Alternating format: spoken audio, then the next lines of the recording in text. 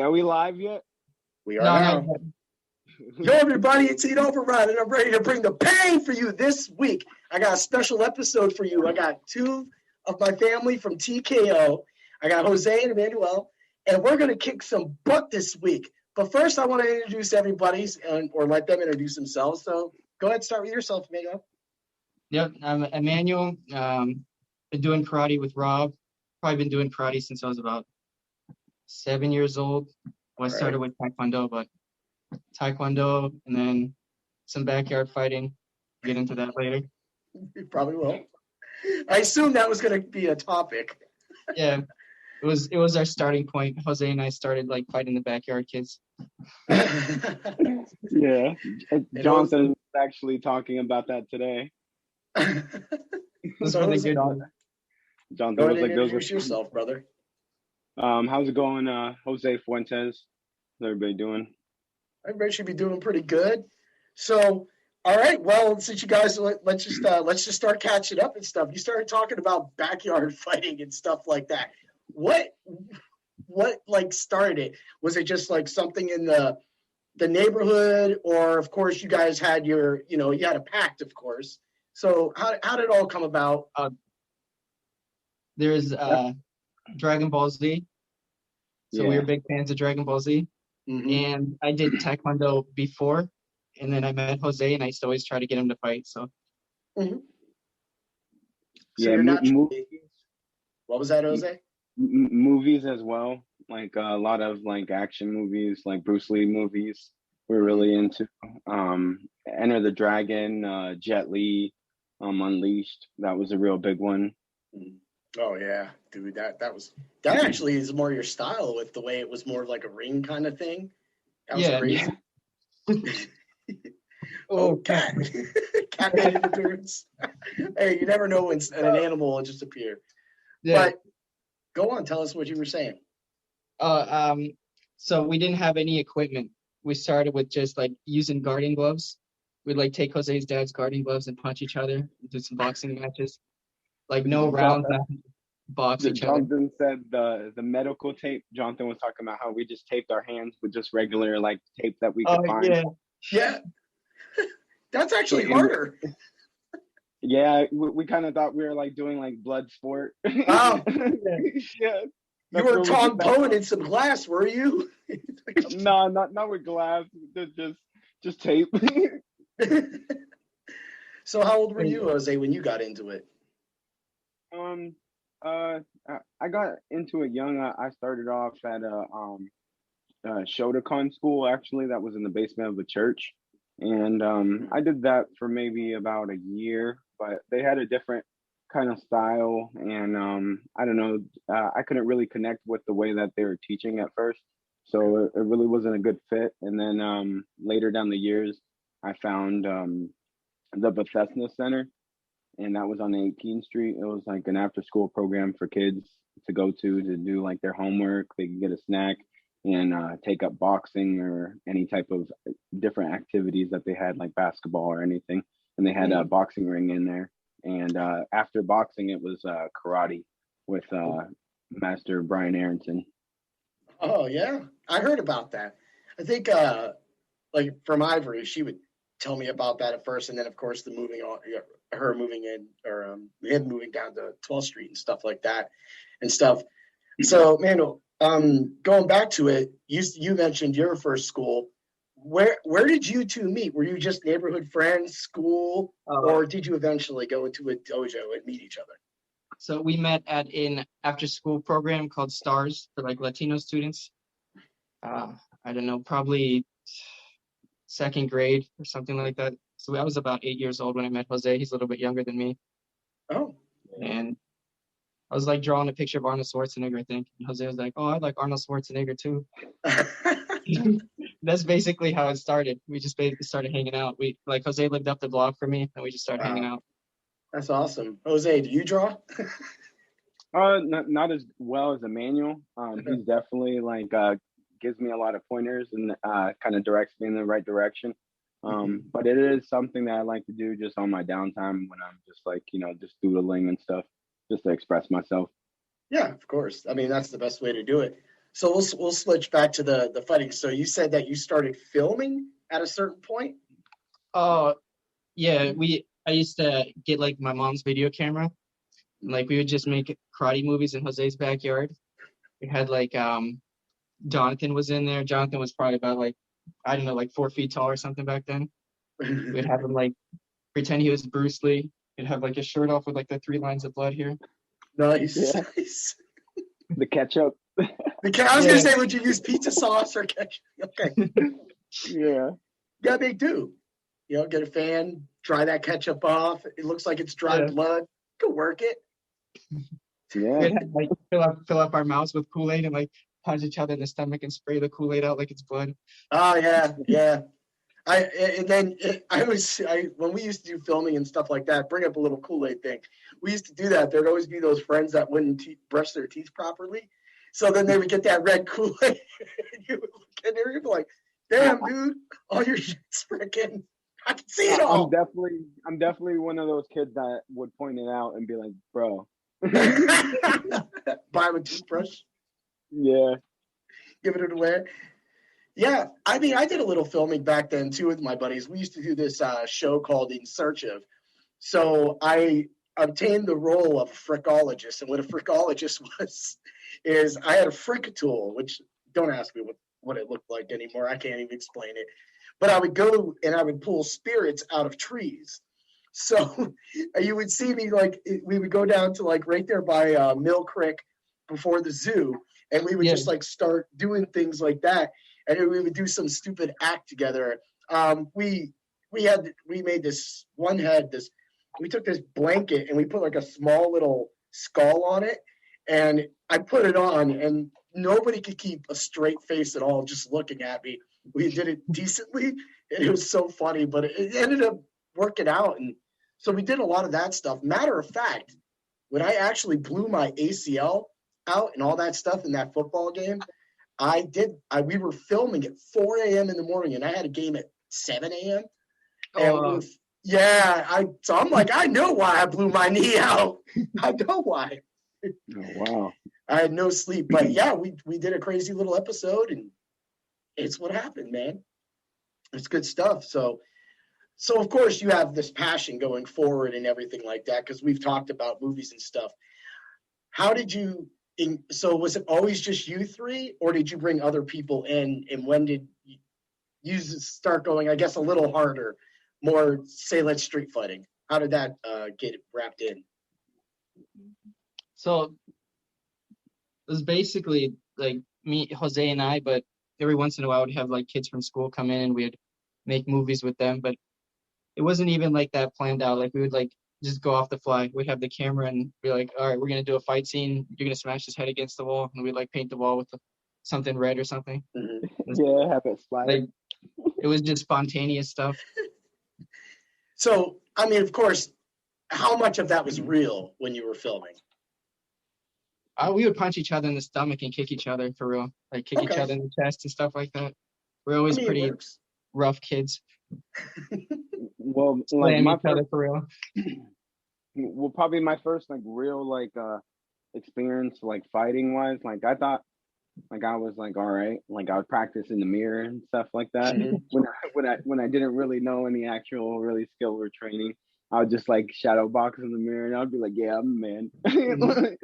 But I one time I walked past the Bethesda Center and I seen some kids boxing in the ring, and one of the kids was a kid I went to school with, and I knocked on the door and they let me in, and they're like, do you want to give it a try? They're like, have you ever boxed before? And I was like, yeah, I box all the time in front of the mirror.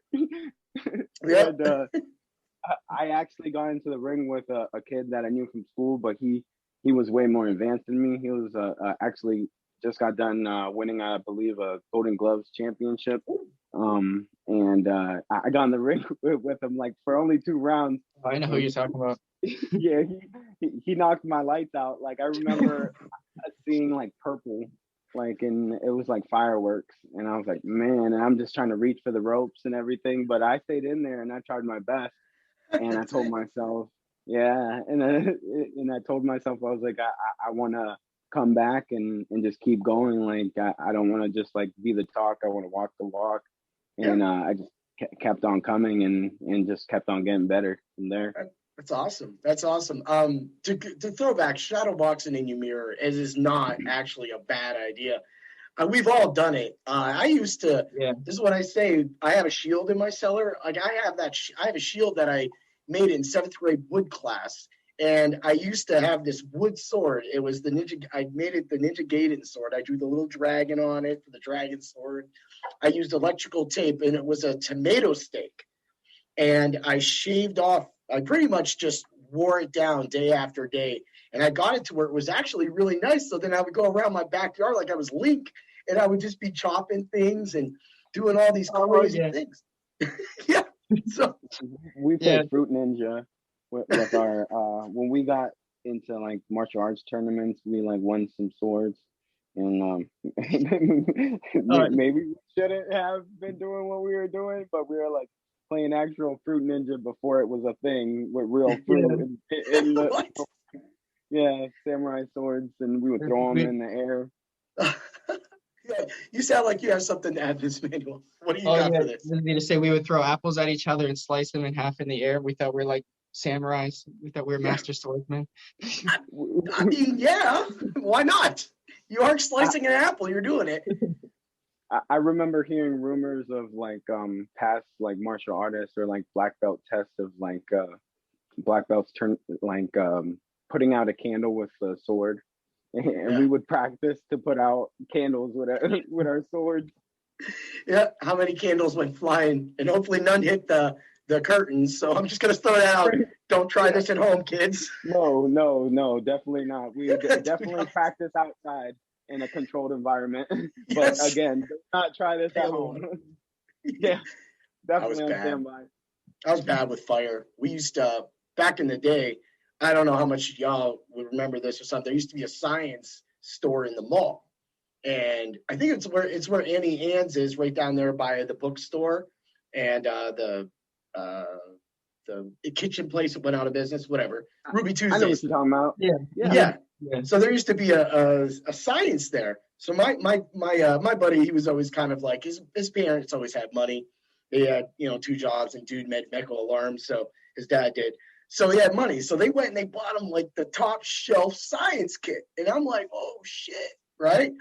So I'm like, look, okay, we got this bad boy home, and I'm like, we get all this stuff, and it tells you to make these little stupid things and these little things. And I'm like, what? So we, of course, started using whole bottles. Whoop, whoop. We actually made a fireball one time. I can't remember what we put together. There was a bunch of, we put it in a 2-liter bottle, and we put all of whatever few things we put in there. And then we threw gas in there. And then we put this like stupid little light, like cloth. So I lit it, and it burned till the top. And I'm like, come on, man. So then I hurry up. I was like, all right. So I take my head over it like this, and I look at it. At that point, it drops in, not lit. And this thing just explodes, kind of. It literally melted the entire bottle, shot up, and it singed. I had longer hair then, of course, because we were all like, this is like 6th grade. Yeah. And it singed everything right there. Like man. So get your eyebrows? It got the eyebrows, but it got, most importantly, the front of my hair. So it was just like literally like that. And then I had my hair. And we seen it after I looked at it. I went back, and it flew in the air a little bit and dissipated. And on the ground was the melted plastic. And I was like, whoa. And we had a couple other incidences. We waited this one time. We knew something. Shouldn't have did it this other time. We let up this, we did some other stuff. We waited all day for his parents to leave, and we had it pretty much like a Molotov. And we freaking tossed it, and it actually worked. And he had a wood fence right there, so we had to go get the hose real fast. It was insane. But we didn't get caught. But yeah, so go on. So you're doing all this filming and stuff like that. And so movies definitely are inside both of your heads to make the street fighting movies. And you brought up to me zombie movies and things like that. Have you ever partaken in, maybe, let's say, I don't want to say anything illegal, but have you partaken in filming in the real fights too, going past that? Or did you just keep it at where it was and then it stayed there in life? We did the funniest thing that I think we've ever did that was kind of like with movies. We did voiceovers before like people were really doing those Oh now. yeah. And I think that was the most hilarious thing like we did when we were a kid. I thought that was so funny. We did an Arnold Schwarzenegger to the Terminator, and we did it on VHS. So we grabbed like a big, huge, like the camera that you put on your shoulder. Oh yeah, I remember those. And we placed it in front of the TV and put the volume all the way down, and we're sitting in the room being super quiet, recording. And while the Terminator movie's going, me and Emmanuel are doing voiceovers over it, and it was just so hilarious. I wish I could find the tape. I know. Where is that stuff? That's you guys are doing. Everybody does that now. You guys had this done like 25 years ago. Yeah, it would like bring tears to our eyes when we watch it. It was that funny. We like turn it like he comes out naked at the beginning. We'll be like, like, hey man, like hey man, it's cold, man. Like you're naked, dude. like what kind of movie starts off and the guy's like just like nude like that? It's like, yeah. All right. So we were kids. We took it as being funny and awkward, you know. So, grab your dude with the knife. Give me your underwear. Give me your underwear. I need your car. You know, like, so you guys know what Mystery Science Theater is, right? Riff Tracks? No, I'm not sure. It's a show. It goes by Riff Tracks right now. If you catch it, you can catch it, I think, on, I want to say Pluto. Pluto has it. They have 2 channels dedicated straight to it. And it's these, they always had 3 voices, and they sit in front of the movie screen. So there was like a robot back in the day, and now it's just 3 guys, and they do a stand-up. And they'll do like there'll be like a TV right there, and they'll just talk, and then sometimes they'll be away from it, but sometimes they'll just show the movies. But dude, they used to voice over the Godzillas. It's pretty much what they do. And they would voice them over, man. And I'm telling you, it's insane. If you've never seen Mystery Science Theater, especially some of the Godzilla ones and the Hercules ones, Hercules and the Moon Men, that's another one too. Oh, I'm gonna look it up. Yeah. Okay. Dude, there's this part where he's trying to like open this thing and his chest is like this and it keeps going like that. And the one robot's like, oh, Herc. It's like, they catch you, man. They really do. And like they always make Herc like this fun-loving beat 'em up guy. So he's like, oh, gonna hop over here and hit you. And it's so bad, but it's so funny. But they make bad movies funny because they've done they did Starship Troopers. They've done a lot of newer films as well, too, because of them being Riff Tracks now. And then Mystery Science Theater, they did, they did Gamera, they did the Gila Monster, they did The Man Without a Brain or The Head Without a Body or something like that. They did all those. What's that? Sorry to interrupt. One thing that I thought that was funny that we did when we were younger was take serious movies that were like not supposed to be funny at all and make them funny, and that was like the most funnest thing. That's the best. When you said that right there, you make me think about Edward Scissorhands. We thought it was going to be like more gory than that or something like that. We went there, it was a love story, and my buddy Dave Steele, he's sitting there and he's like, out of nowhere, he goes, "There's a love story," like real loud. And someone goes, "Shh." And he's like, "Shut up," because he was a bigger kid back then. He had piercings and tattoos. So he's like, "Shut up." Funny. And I was like, dude, we thought we were done. That was our first time. A bunch of guys watching Edward Scissorhands on opening weekend. What were you going to say, Emmanuel? Oh, I forgot already. He'll come back to you. It's crazy, like the whole movie thing. So you guys were talking zombie. I see some of the, artwork that you do with your girl or your wife, I should say, and how you like do a lot of the makeup, and that it's really good. So, once I'm better, and everybody's got that I'm down to do some of that stuff with y'all. Oh yeah, we got to make a movie. Yeah. We'll probably need some professional help with Lynn. Yeah, Lynn. Or just join Len in his movie and just be like, give us a good broad and then just film us when we do some weird stuff. Yeah, he does some awesome work, and his movies are always good. Yeah, that Pact of Vengeance, that last Facebook post he threw up, man, I was like, whoa. Like everybody's like Cynthia Rothrock. Yeah, I've actually gone to some of like his opening movie premieres and everything, and they're big. Like there's like a lot of people there. I'm like, whoa, like yeah, it's crazy. It's real nuts. So, what if you guys had one trait you could take from each other? And since Jonathan isn't on here, he doesn't get any traits. What would you take from Jose, and Jose, what would you take from Emmanuel? I would take Jose's power. He's a hard puncher. Yeah, he is. I like Emmanuel's like just like the go get it attitude. Like he's just gonna go for it. Yeah, yeah, you're right. I can see the difference. I can see like, and I've not sparred Emmanuel. We talked about that, but I've sparred you, and I see where you seem more like you're more in like this zone kind of like area, whereas like he moves a lot. So I can see that.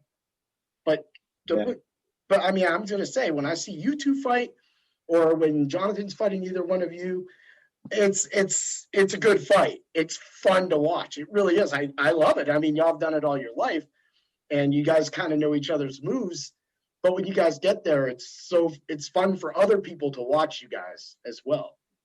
So so going on, you're both start around, you're at, let's say, TKO. Did you eventually go to TKO, Emmanuel, or no? Well, right now. Okay. But in the past, no. You were just always he's talking about how you transitioned from parks to coming down to like the professional center when we used to box. Yeah, so I did I started with parks probably when I was like, I don't know, 8, and then like I said, we did the backyard fighting. Mm-hmm.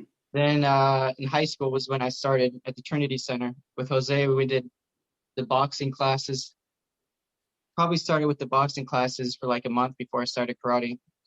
I was kind of like disappointed in karate because I took some classes at the Boys and Girls Club. Okay. You know the punches like this? Yeah. So I got in my first, well, not my first, I've been in street fights before, but again, like a street fight with somebody who knew what they were doing. Okay. Yeah, and I thought I was going to be a badass. And I saw the punch coming towards me. I did like the classic karate block like this. Yeah. I just got blasted in the face. Then I tried to do these punches, and the kid ducked underneath and blasted me again. And I was like, damn, this karate shit is garbage. So yeah. It was basically just like, I wanted to do some boxing. And you then, didn't use it in the right way. Got buck hard. Huh? He's over there wax on and waxing off, and the guy's like, what do I do? That classic karate. That's awesome. Then we did some boxing, and then I didn't know, I just ended up doing Brian's class, and Brian was like just straight fighting. It was so much fun. Yeah. So that's something I took from that too.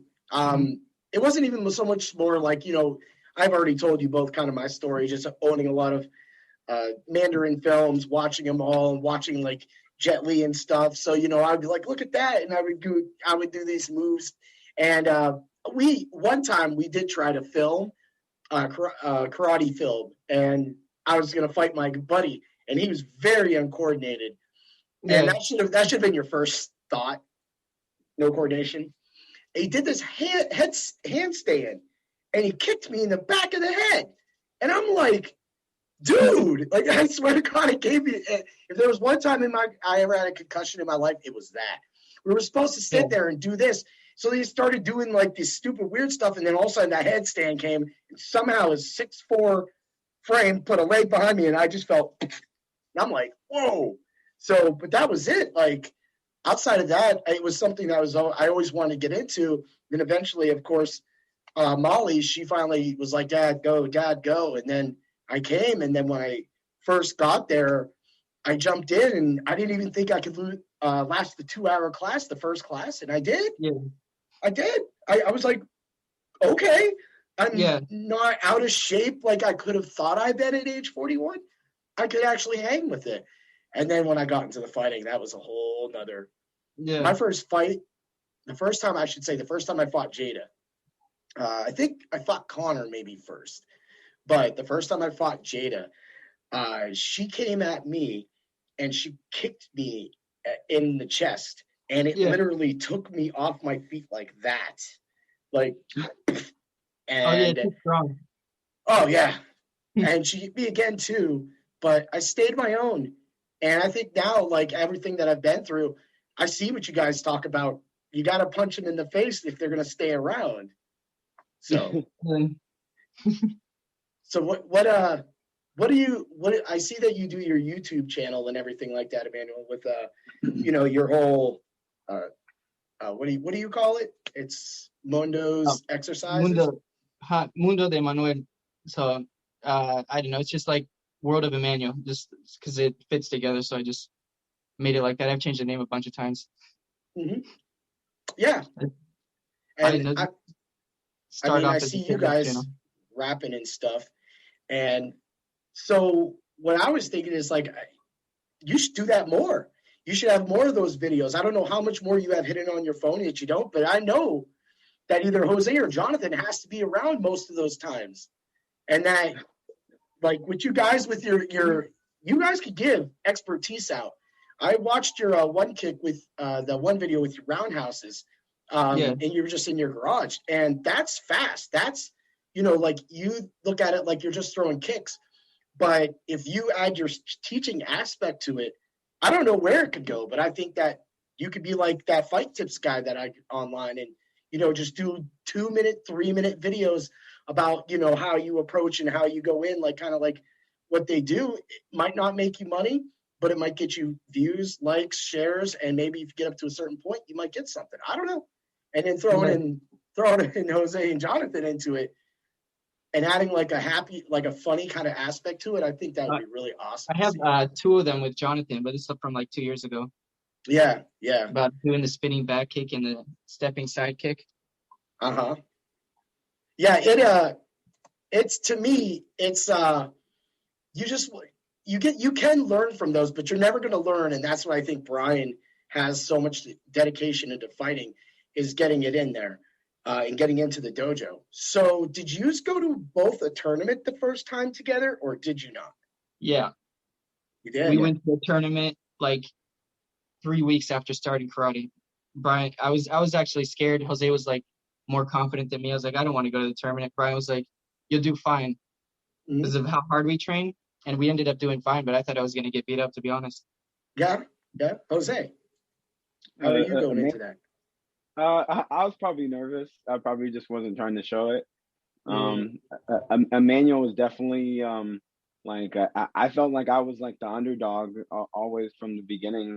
Like Emmanuel and everyone around me had like a skill set already before me, and I had like my shadow boxing in the mirror, getting myself psyched up.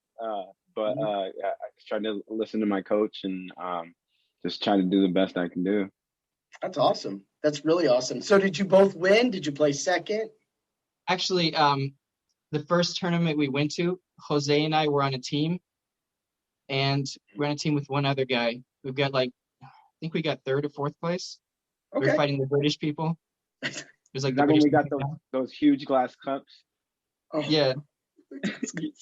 What were those? It was like a huge. I think it was a King Cobra tournament, and it was a huge glass cup. And I remember just drinking like soda or like lemonade out of it. Like you went all Stanley Cup on that, didn't you? Yeah.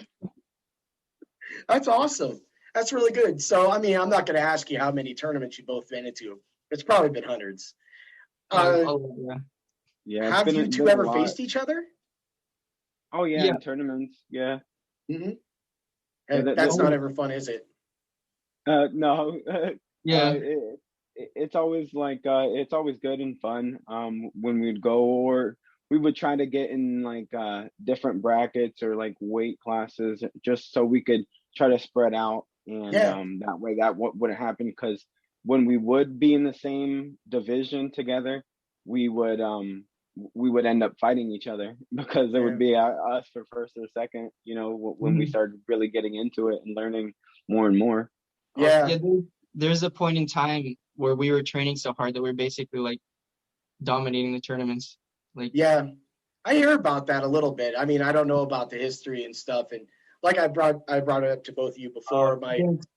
There's like terrible politics. Like, there's a point in time that we were so good that the judges hated us and they would like try to make us lose. They would disqualify me all the time. Oh man, I bet they're jealous. I guess jealous that Brian was rising up. I guess. Mm-hmm.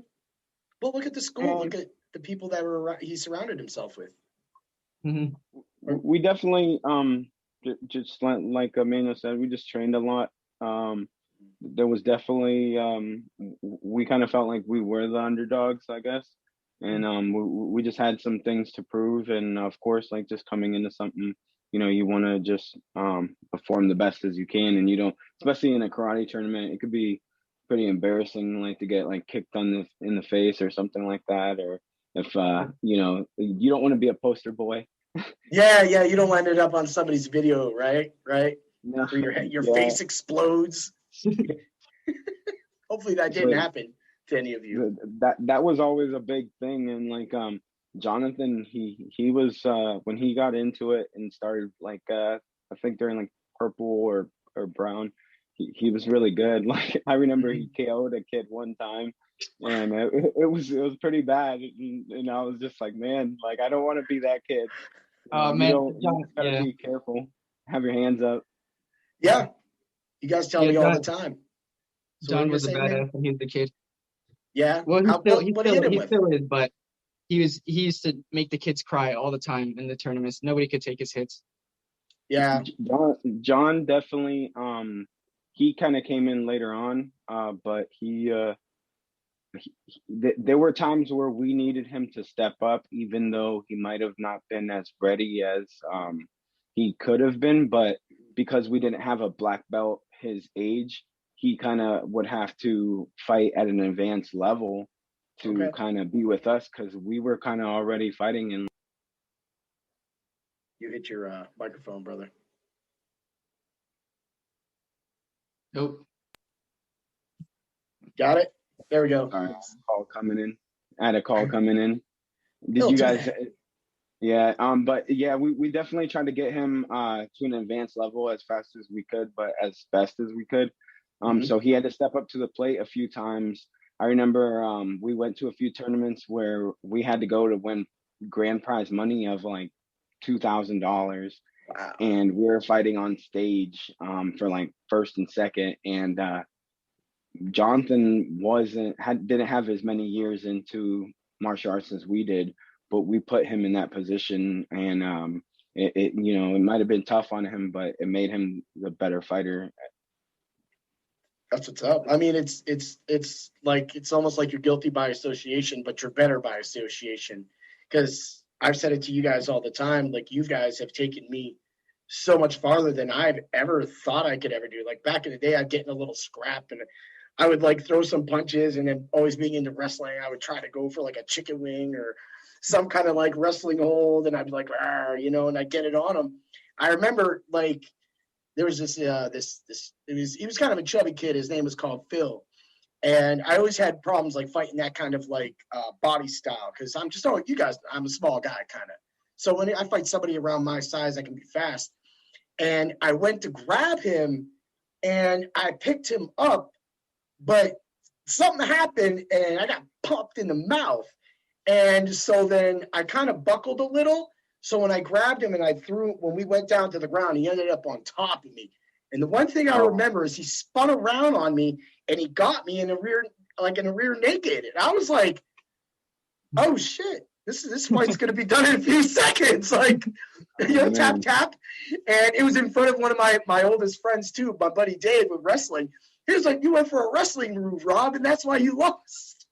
I was like, it was bad idea, So that's probably what you were familiar with, It's like, unfortunately, there's like maybe they didn't grow up in like like the greatest like neighborhood. Those Mhm. times where you get your neighborhood bullies and stuff like that, and you have to defend yourself, and definitely like at least knowing what you're doing is definitely like a feeling of where you're like okay, that Mhm. safe feeling, and that's definitely what a big point of martial arts was for me. It was just to like just be okay, like in any situation, either on the ground wrestling Yeah. or standing up. It's just the safety, self Yeah. defense. Yeah. You raise that because you never know. Like I got jumped, not a lot, but I've been jumped. I think more than 5 or 6 times, Yeah. and it just sucks. Like you just walking home from school one day, and for some reason you weren't around your friends, or you had detention that day, and the wrong people are waiting for you, and you never see it coming. And next thing you know, you're sitting here getting double or triple tag teamed, and I'm like, come on, man, like let's Yeah. just fight 1-on-1. Like I don't That's when need the you gotta kicks and punch the him in the punches. balls. What was that? That's when you gotta punch him in the balls. Yeah, I don't know. I didn't do that. I remember one time I was literally a block and a half. It was Bakersfield, 32nd in Holland, and these two kids, and the one's older brother he was way older than us, and they grabbed me and they dragged me over to this mud puddle, and they threw me in it, and I was completely muddied, and a bunch of my friends that I did actually happen to be coming around like the corner at the time. And I remember he goes by Dinky. His name's Alfonso. He was he was a badass growing up around like what I did, and Yeah. went away for, I think, I don't want to say it, but he went away for over a decade. Eventually in life, What was his last name? Tate. Tate. Oh, okay. Yeah, I was he just seeing if I remember Huh. anyone. Yeah. He was kind of like a small guy, kind of like not really tall at all, but he was just strong. And he came running over, and he saw me. He's like, "Yo, why you throwing Rob up in the mud like that?" He was like, "Yo, man, we're cool, Dinky, right? We're cool, man." He was like, "No, we're not cool." He was like, and he grabbed the one and he skipped him in the mud immediately. And he grabbed the other one and he was like, "Rob, throw him in the mud." And I threw him in the mud, and I was like, "Oh, I'm so toast. I'm so toast after this." I just knew it. Um, it kind of ended it, but me and that one dude, after I threw him in the mud, it never really worked after that. I think one more time he found me, and my sister saved me, but she was like a few grades ahead of us, and they caught me waiting for her after school for a detention, and I was just sitting there swinging, and the next thing you know, you know, just Yeah. shit, man. That's how it happens. Get jumped, and you're Yeah. like, "Where am I at?" But you're right. You have to learn how to defend yourself. And I wish I would have known then what I can do now, because not only would I be like around your guys' skill level, maybe, but I would also have been able to have defended myself a lot better in those situations, instead of having to explain to my mom why I came home completely drenched in mud Yeah. and homework and books, mud. Remember, there's times specifically that like I like have felt uncomfortable, that where I wish I would have like been able to like defend myself. Remember that time, Emmanuel, when we were kids and we were sledding at Roosevelt, and Oh yeah. there were some kids getting picked on when me and Emmanuel were not picking on anybody. We were not bullies. We were just enjoying sledding. And I Yeah. guess that parent came back and was upset, and he just caught any little kid that was there, and that was like, and he was like, "Were you bullying my kids?" And I had nothing to do with the whole situation, but that adult, it was a Yeah. grown man, Yeah. grabbed me by my shirt and grabbed me and was like he grabbed me like where I was scared, Mm-hmm. and I was young, like then, Uh-huh. and I was just thinking like, oh, like what should I do in this situation? This is an adult. Like I Yeah. don't want to like hurt them or like get in trouble, but at the same time, I did not like do anything to their Exactly. children. Like I was a kid that was just there. Mm-hmm. I didn't even know who they were or what happened. Do you remember, Emmanuel? Yeah. The guy was huge. Jose was like 10 years old. He was like, I didn't know, like maybe 4'5" or something. And the guy gripped him up by his shirt. He's like, I could bench press your little ass. Oh man.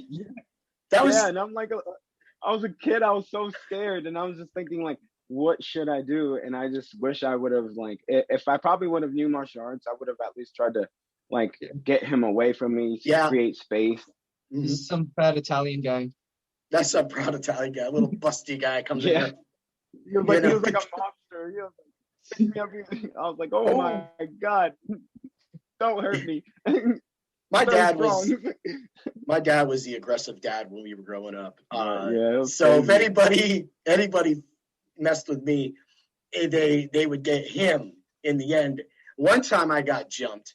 I made it away, and I had a huge like white pink. I can't even tell you what color it is. It was pink purple, not fuchsia. Don't know what it was, but it was a boombox, old school. And I'm Yeah. sitting there jamming, and we had these woods like right around the block from my house. And this dude came out, and this is going into my ninth grade year. So this is eighth grade summer going into ninth grade. And this dude came out, and the minute he came out and the other two dudes came out, they were like, "This guy's gonna fight you, right?" And I was like, "He's gonna fight me." So this dude, the other guy that I kind of had not seen yet because I was eye to eye with the one kid I kind of had beef with, and he popped me from behind, and I took the boombox and I was like, "Boom!" Right? That's what got me chased. So, Yeah. did we lose him? Oh, is Did it we gone? lose him? We can get him back. Did his phone die? We'll re-invite him. But anyway, so what happened was I hit him, and then I went running, and I got to the house, and I tripped because we had these 3 steps, and we had a little lip, and my foot caught that lip, and I fell, and the door was open, and my dad was right there, and he took the bigger kid, took the door and right across my face. I had a purple eye to start that school year. Yeah. My dad came out, jumped over the railing, hopped in his car, and chased those kids in his car, full speed to their house, where he pretty much almost got in a fight with their dad until their mom called the cops because my mom was right behind him with the other car. It was insane. Yeah. And my buddy showed up that he was a pretty big guy too. So now we had everything was even. But this other kid, I don't know where he went. It was just the brothers there. And I turned around and my buddy goes, "No, we don't need no ride home." He was like, "You guys know we're walking home. Come and get some." And they never did. But my buddy did catch him eventually running up there, and he tried to get bad with him. And he gave him a razor's edge, where razor bone puts him like that. And so he grabbed him real quick. And how's that? Yeah, you pretty much you grab them and you put them up like that, so they're like hanging like that with their their back head, and then you go forward and they kind of slide off your back. And he said he just did it, and he was like the kid hit, and he was like, and he started crying, so he ran to my house real quick so he could chase. But I'm like, yo, like it's amazing, it's this insane kind of like what you can just come across. You never know, like.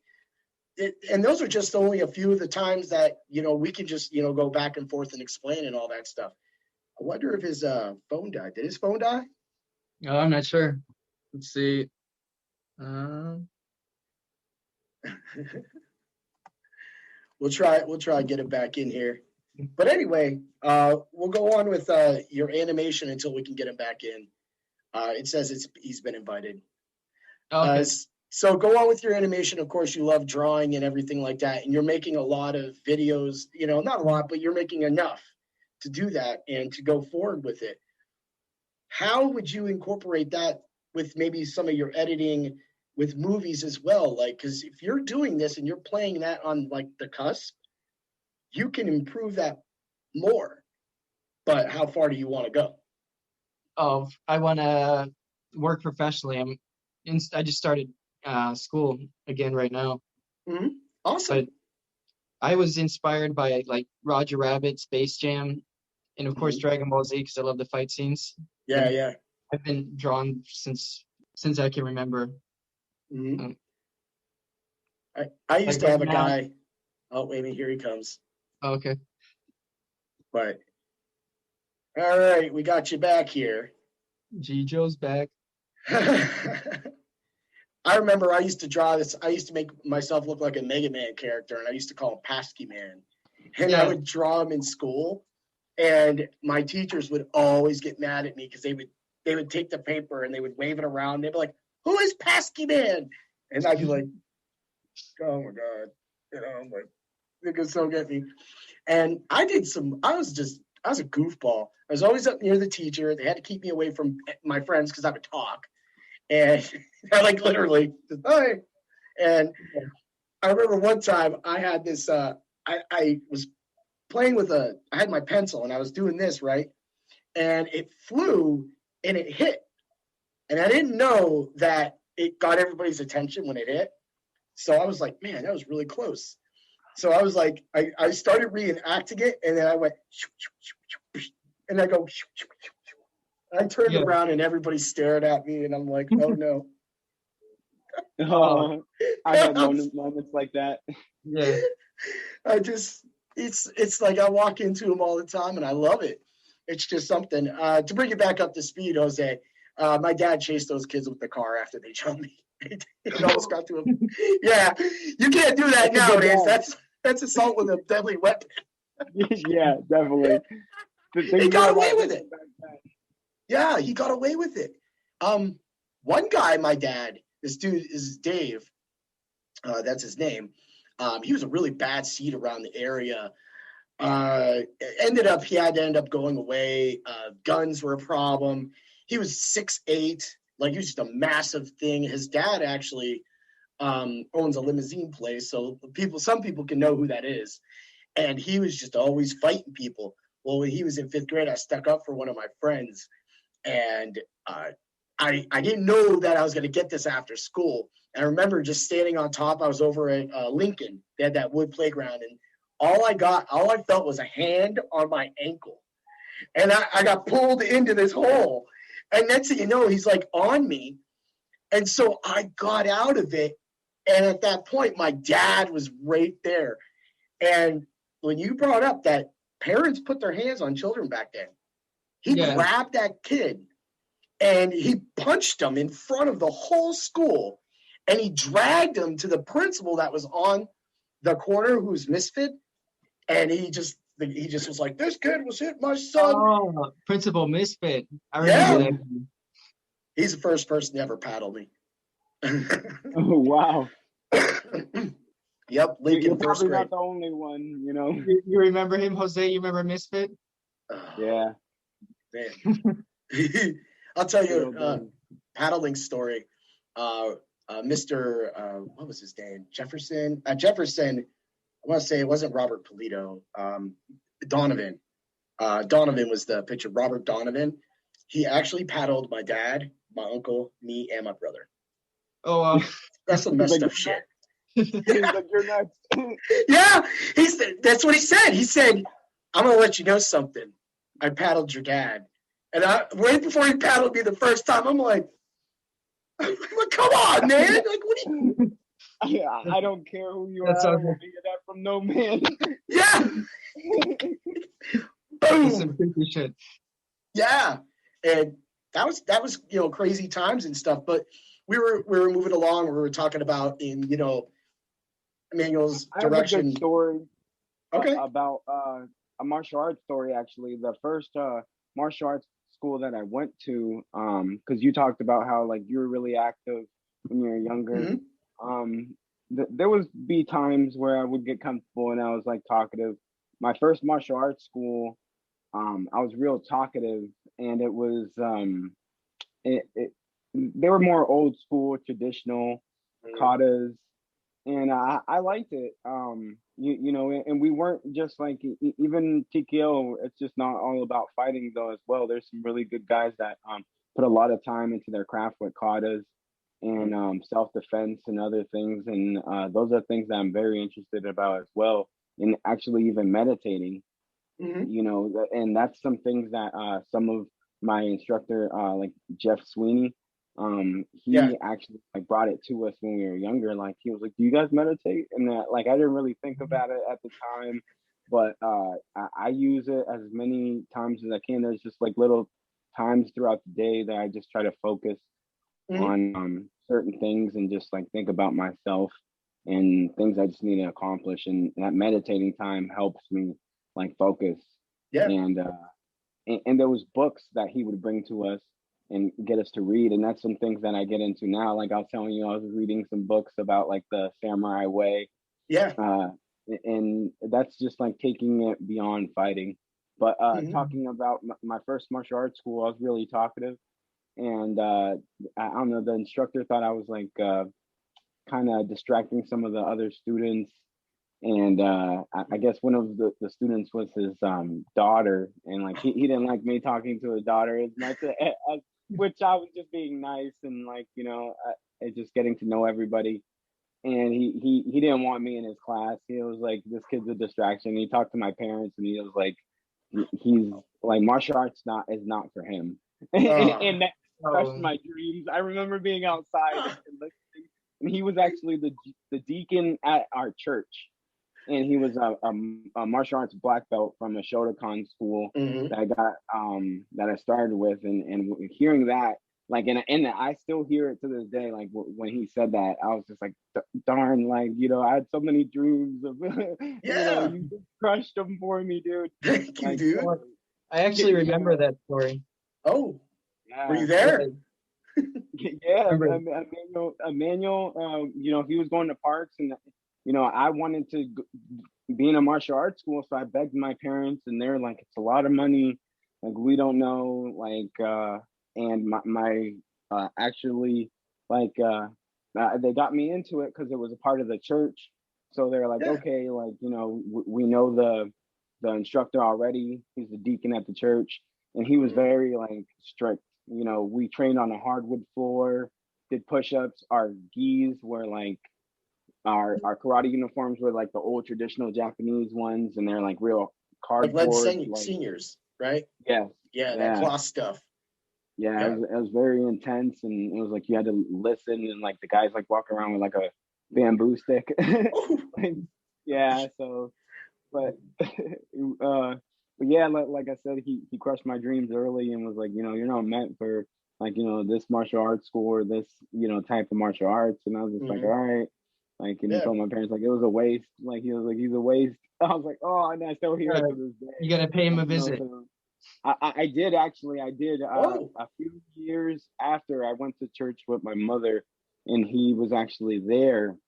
He went away for a while. I don't know if he went to like did like a mission or something for the church, and he ended up coming back, and I ended up like connecting the dots and found out that he was a martial artist and he was a black belt. They're like he was actually the one that used to run the school in the basement, and I was like, oh, that now I guy. remember you. Yeah, so I remember like when we go to shake each other's hands like at church and stuff like that, and like give each other like bendición. I brought him I brought him in close, and I was like, hey, you remember me? And Mhm. he was like, no. I was like, Ah, I'm one of the kids that took martial arts at your martial arts school, and you ended up telling me, that I wasn't meant for it, mhm. and I just want you to know that I ended up still continuing my martial arts passion, and I am currently a black belt. And I was like, and I earned it, and I just want you to know that. That's And awesome.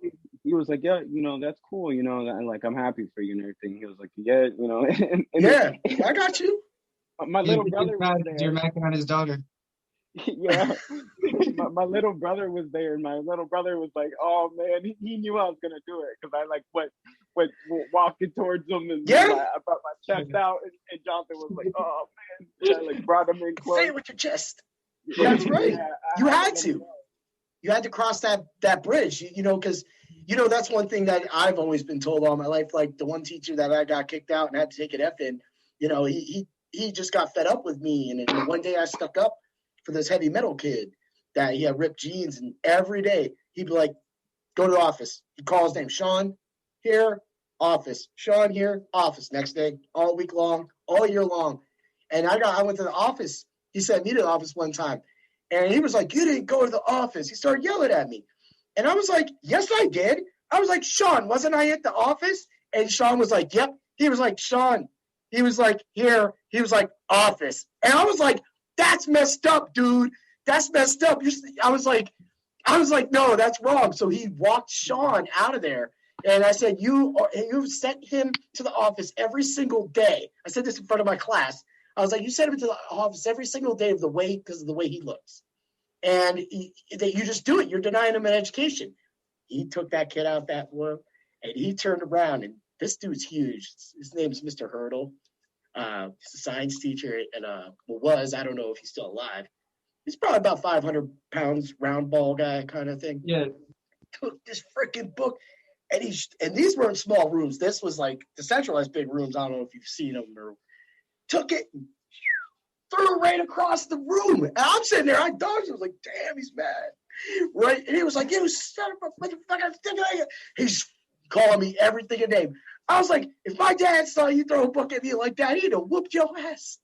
And he was like, get out of my room. Oh yeah, I've had a few situations like that, but I've always tried to avoid, like, if I have to cross the street to avoid a fight, I will definitely try my best to do that. It's not worth it. Have been scary situations. There's times, even if you're not looking for it, it'll find you some type of situation like that. And you just have to, it's kind of those things where you have to always be ready. I mean, just to throw it in there, and we'll kick it over to Emmanuel because I know he's got something to say. My brothers, when what was that one bar that was not the cell block, the one next to it, the one that was on Sugar Ray's. What was it? Sugar Ray's. Yep, yeah. He was picking up his buddy from Sugar Ray's, and he was walking past the cell block, and he literally got in a fight at the cell block. And my brother's a big guy, 6'4", 380. This is before he had any of the problems. He was still a truck driver. He was home, and he was just walking with his dude. And next thing you know, he's sitting there fighting. He was like, one of the dudes took a bottle and smashed it and tried to stab me. And I was like, what? And he was like, so I knocked it out of his hands and I stabbed him in it with the ankle because he was like, there was two people on me. He was like, so I got the one off me, and he was like, I rolled the other one over and I punched him, and then the bouncers came out and got him off. And I was like, there you go. That's exactly it right there. You guys probably got some stories about that place, eh? Oh yeah, we could have stories all day. I was mostly we got into like clubs at like young ages, like maybe like even sometimes when we weren't even supposed to even be there. Yeah, we know. But lucky enough, we were nice, like smart kids, and we just try to stay low key and not make too much noise, just stay quiet and just chill and at least have a good time.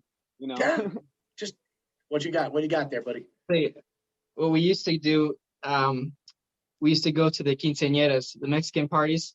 We used to go there every weekend in high school, and because you can get beer there in that time. Okay. We used to go there like this Mario is Jose's cousin. I used to go there with Mario. We used to slam beers. Like we would slam like, I don't know, like 10 beers each. We just sit down and like slam beers the whole time. and then for like the last half hour we'd start dancing. We basically just go and slam beers. It was just like for courage, I guess. Yeah, dude, that's the best part is I think they say like you just kind of keep to your own, act like you're supposed to be there, and no one will mess with you for the most part and stuff like that. I mean, I used to go to the King's Rook, and I used to always love it when there would be fights and stuff like that, just to see what's going on and watch it. But then we would go there, and it was like, I can't remember. I think it was like $1 liquid cocaines or something like that, 75-cent liquid cocaines till midnight. So we would just line the whole table up and and then like for the next 2-3 hours, man, we were hawking and doing what you got to do, in the clubs and stuff. Yeah. I mean, crazy times. Would always try to be careful though too. Like there were some situations where there was like parties like where like they would even like be like shootings, and you don't want to get too intoxicated where you don't know what you're doing or where you're at. Yeah, and, especially know where the exits are. You That's know, that's smart. You're right. Yeah, yeah, I would leave that up to somebody else at that time. martial arts for like me especially was always like a big training of life. Like it's a way of life. Like you basically fit it into aspects of your life, like Hmm. around it, and and that's one of them. Knowing Yeah. where your exits are. Keeping your back up against the wall. Or and just different trainings that like it's like I always have that fear if I don't train myself to at least be aware of my surroundings, even when I'm like trying to have a good time. That Hmm. one day it's gonna slip up and there it's gonna catch up to you. If you drop your Yeah. guard. So you Yeah. just gotta You're be right. ready. Like you said, if you don't know where the exits are and something goes down, it's also good to have that stamina too to get the hell out of there. When Yeah, everybody's running, you know where you're going and you're running, and because you're already physically a little stronger, faster, more agile, you get there a lot faster and get out of there a lot faster and say, I'm out, done. Like because definitely for training for boxing, like Matt Borzon was saying, we like literally ran like miles as kids around the cemetery and Oh or yeah. with our coach Brian Arrington. He would take us to like the beach, mhm. and we'd have to run the sand, logs on our backs, Oh like old school training, yeah, push-ups in the sand. It was holy crap. intense. Oh Yeah, yeah. We'd run the cemetery, and then like in the winter that was a time, I warm-up. remember it sucked so bad. That was a warm-up, and then Yeah, we'd come how back we. to isometrics, Hmm. calisthenics, and we had another instructor that would come in, Marty Davis. He was a sheriff, He would and kill us. yeah, we were 14, but he would train us like we were grown men, like we were doing things that the sheriff SWAT team were doing, Ooh. like push-ups. Mhm. He would be doing 6 inches, and he would be walking across our stomachs with his boots on and full uniform. And he wasn't a small guy, like Ooh. jumping on your chest and Yeah. everything. I remember one time doing 6 inches, and my body was shaking. It was so bad, and tears were running down my eyes. I was a kid, Oh. and I remember that pain to this day. And like it's it's an experience Yeah. that I wouldn't trade it for the world though, because that Mhm. definitely Hmm. pushed me in hard where I didn't know what tired meant or felt like Hmm. back then, and definitely something that I want to been pushing everything and training every day to just run and keep competing. Yeah. That would basically train to the brink of death. Like go run 3 miles and then do like crazy military calisthenics, and then after that we would have to spar. And like, oh man, it Yeah. was so difficult. But that was the time when we were winning all the tournaments too. So Yeah. Yeah. I And I that's definitely I was gonna felt say like that's what it takes. yeah, times were different. Like back then when we did martial arts, it was and like I said, it was an after school program, and Brian Arrington basically did it voluntarily Yep. for like the state police, to help out with a weed and seed program Yep. to help like inner city kids. And it was a free program that we could do, because if my parents had to pay for it, like unfortunately we wouldn't be doing it, because I got kicked out of my first karate school. So Yeah. it wasn't gonna happen again. They weren't gonna pay all this money for me to get kicked out again. So I had to find some different way to find my journey. And lucky Yeah. enough, Matt Borzon and Brian Arrington, Matt doing boxing there. Then afterwards, Brian with the karate. So I'd stay for both, and so would Yeah. Emmanuel. And I remember us fighting, and other kids would come and see us. And me and Emmanuel were fighting hard. I had like a busted lip. Emmanuel had a bloody nose. And they asked us, like, do you guys really hate each other? Or like, yeah. because you guys are fighting hard. And I said, no, this is like my best friend, my brother, Hmm. like this is my partner. Like we push each other every day to become better, and we did, with time. Yeah, well, it still stands true. I mean, look at you guys now.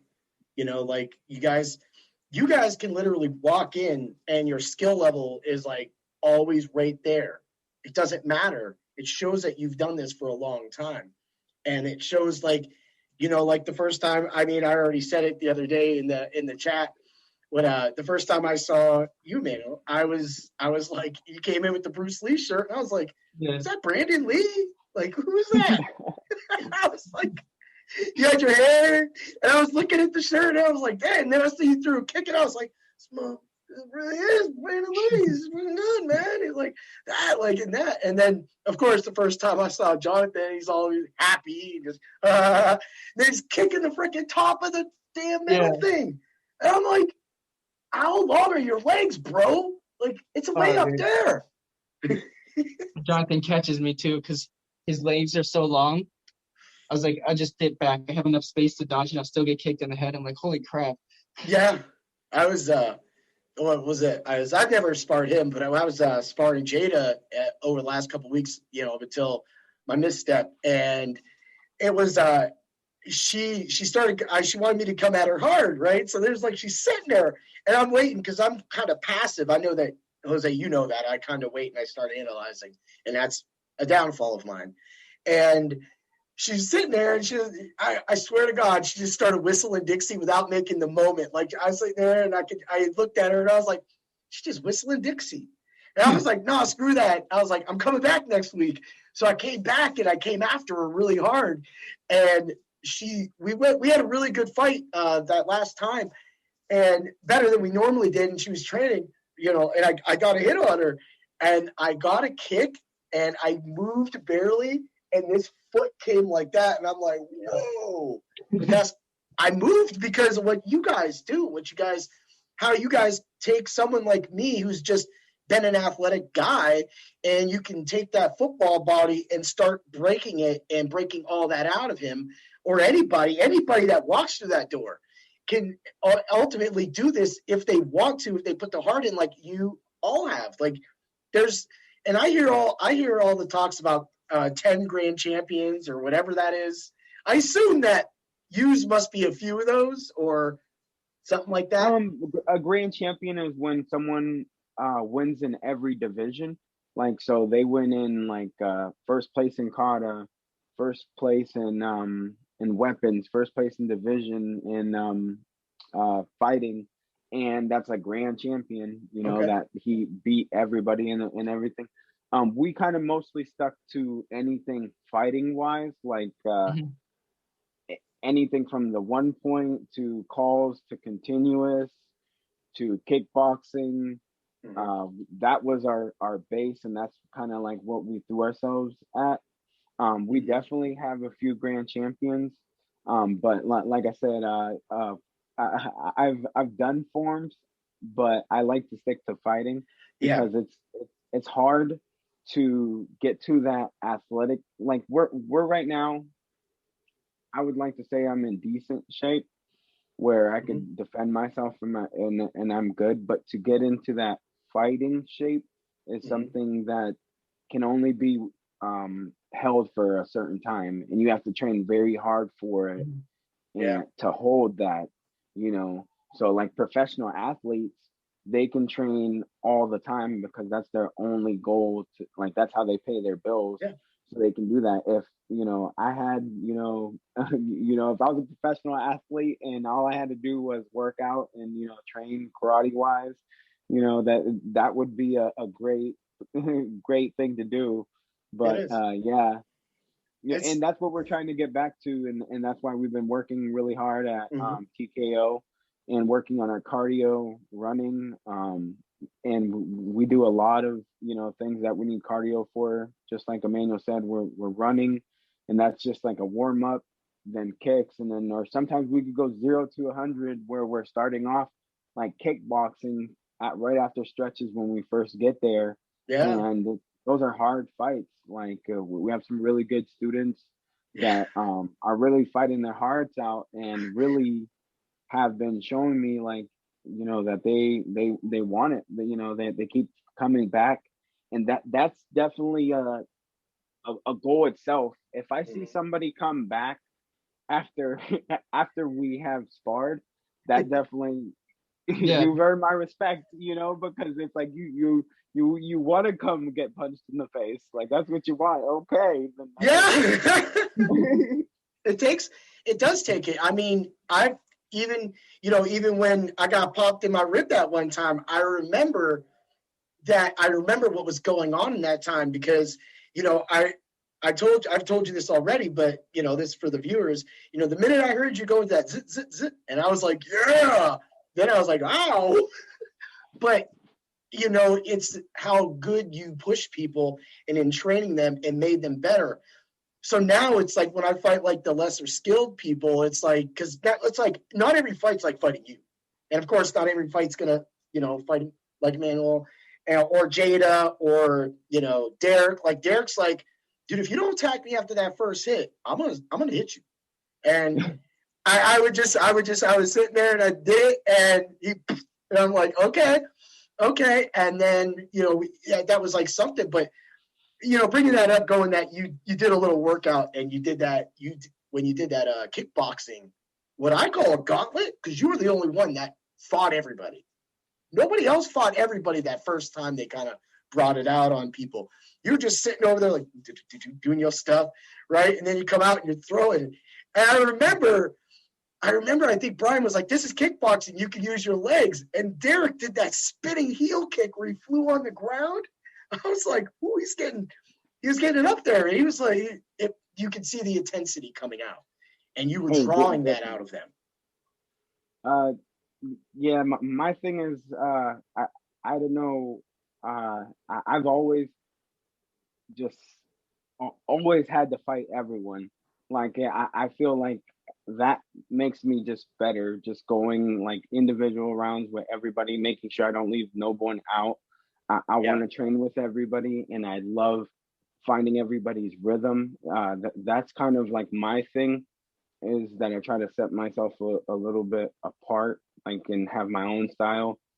Is I'll pick and choose what I like, that I like from that I pick and choose things that I get from different instructors that they've taught me, like Lester Jones, Vanessa Booker, of course Brian Arrington, things that I've seen them do in the past, and I try to influence that into my fighting style. And one of my biggest things that I like to do is I like to read my opponents and try to see things coming before they actually come. And I always get that is like anybody can be a fighter, but it takes a different skill or mindset to be a technician and actually have a strategy like chess. Like if they step one way, you got to step this way. And it's like the same thing when I fight Emmanuel.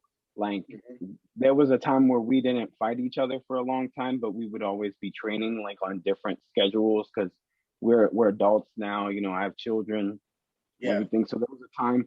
So it was pretty funny, like when we first like got to fight each other again, because that was actually when you started too, Rob. So it was like I brought Emmanuel back because I was like, hey, like I'm really starting to like get really into training. I need some guys to fight with that are gonna push me because I like fighting with everybody, and there's only so many people I could fight. Yeah. So the first day Emmanuel came back, when he would step, I would step. Like it was like I was mirroring him. You're to like what each are other. you gonna do? Yeah. You're pretty much like we're playing like a game of chess because there was like probably at least half the round we didn't even hit each other. It's just like Jose would do this, I would do that, and then I would step forward, Jose would step backward. We were trying to see who would get the first move. Yeah. Well, you kick really fast. Like, so that's the thing too, is like you said earlier, always have your hands up. Always have your hands up. And that's a big thing is, when you attack, you are exposed. And you two and Jonathan and a lot of the other black belts there know that if you attack wrong and you do not follow that attack, that it's the perfect opportunity to knock somebody. And that foot can come up fast. And even if we hold back, Molly she kind of felt bad the other day. She kicked one of the new kids and she didn't think she kicked him hard. And he walked off and he started crying. And she came home and she was like, well, and I'm like, no, you taught him. And you hear it said all the time, once you're punched in the face, you're coming back. Like, kid comes back, he's back for a reason. If he stays away, then that was his defining moment, that he just wasn't going to go that extra far, further into that. And maybe kata's more his style, learning the katas and things like that too, whereas opposed, to doing the sparring. Definitely. I, I I see that a lot with people. Like they'll get hit or like hesitate. Um, but it's definitely just like just keep training, keep learning. Yeah. Like you said, it's a lesson. It's a humbling lesson too. Like when Yeah. you get hit back, like oh man, like is that type of feeling is very humbling. Like especially like fighting somebody, because it's not like something like you could get hurt.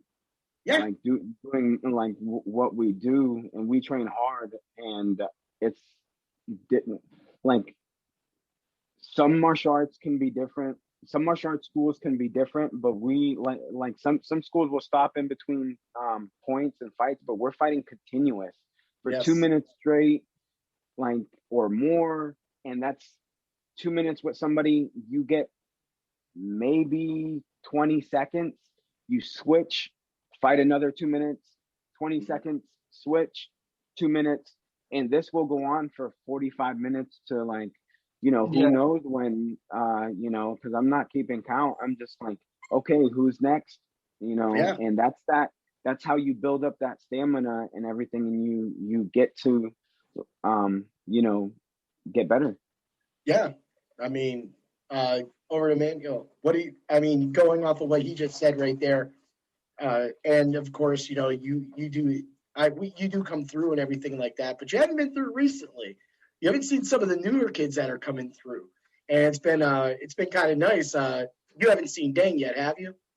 Oh, I actually know Dang from Iron Oxygen. And I Oh, okay. go down and check it out. But Emmanuel got Dang to come down to the gym. Yeah, yeah, that's right. I think now, okay. Yeah, I'm Polish sometimes. Sorry, I remember you okay. saying that, but now you said it on the thing. That yeah. Probably Go on. this will probably be my last week off. I just have to give it like because I don't want to re-tear my lats, Yeah, like explosive movement. yeah. But I'm doing some stretching, did a little bit of running, so hopefully I'll be Right. all right. And I think that's it. That's what's really happening is because like right now, what like Jose was saying and stuff, we're getting like these new people, Yeah. and they have really distinct like fight styles. Like the new dude Blake, he looks like an Oh, English guy, a bare knuckle brawler. oh Like really? Yeah. I you know didn't what know I'm if I talking about, right, Jose? He's got that like wide stance, Yeah, and it's different people have brought him up to me and said, "Hey, this guy, can fight." So I like seeing new guys come in, different fighting styles, like you said, and especially like even you, with you coming in, like you've improved a lot since you've started, and I Mhm. like it. I like every Thank you. day how you keep pushing yourself. And I actually talk about you like to like my friends, my That's awesome. family, and I'm like, man, this guy Rob and his daughter, like even before, like when you first started, I thought it was so awesome that it was like a dad and daughter thing, because Yeah, I have two girls, and I'm really close with my kids and have a special bond with them. mhm. And martial arts is something to me that's close, and I keep Yeah, telling them that's something that I need to share with you, because self-defense is important. I agree. I totally agree. Especially like the girls and dad cannot always be there. And eventually they grow up and they move away or go to college and things like that. And you'll get a call about some stupid stuff and you're like, man, I can't be there. But to get that other call where, you hear some shady stuff went down, but they're like, but I was okay. I took care of the situation. That right there is huge. It's huge. But even if you don't hear it from your own kids, to spread that knowledge, like you said, to other people, and for them to be able to take that and use it in a bad situation, or to use it to improve to get better, because it almost felt like each time I'm away, I come back with some kind of something new. It's weird. Yeah. Go on. Yeah. To expand Jose was talking about meditation earlier, and meditation is actually a huge part of my training. Like I've taken like entire years off from sparring, like an entire year. Like when I went to Pittsburgh, I came back and I was still able to spar, and Brian was surprised. And a large part of that is when I meditate, sometimes I'll think about, like, since I've done so much sparring, I just think about different possibilities and what I could do in that possibility. And it'll come out when I spar. So meditation is actually super useful for martial arts or pretty much anything. Like you can use meditation for anything in life. I agree with that.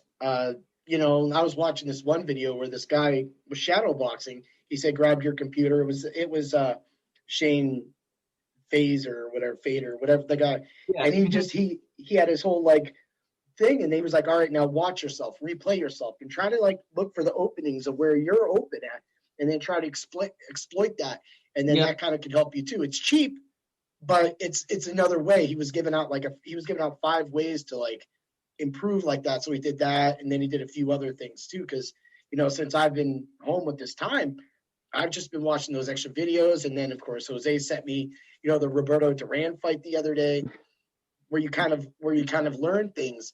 And to go back when I sparred Rob, Kim's husband, a few weeks back, something like that. Matt, I was getting owned at the beginning of that match because I'd never fought him, and he decided to go with his right forward.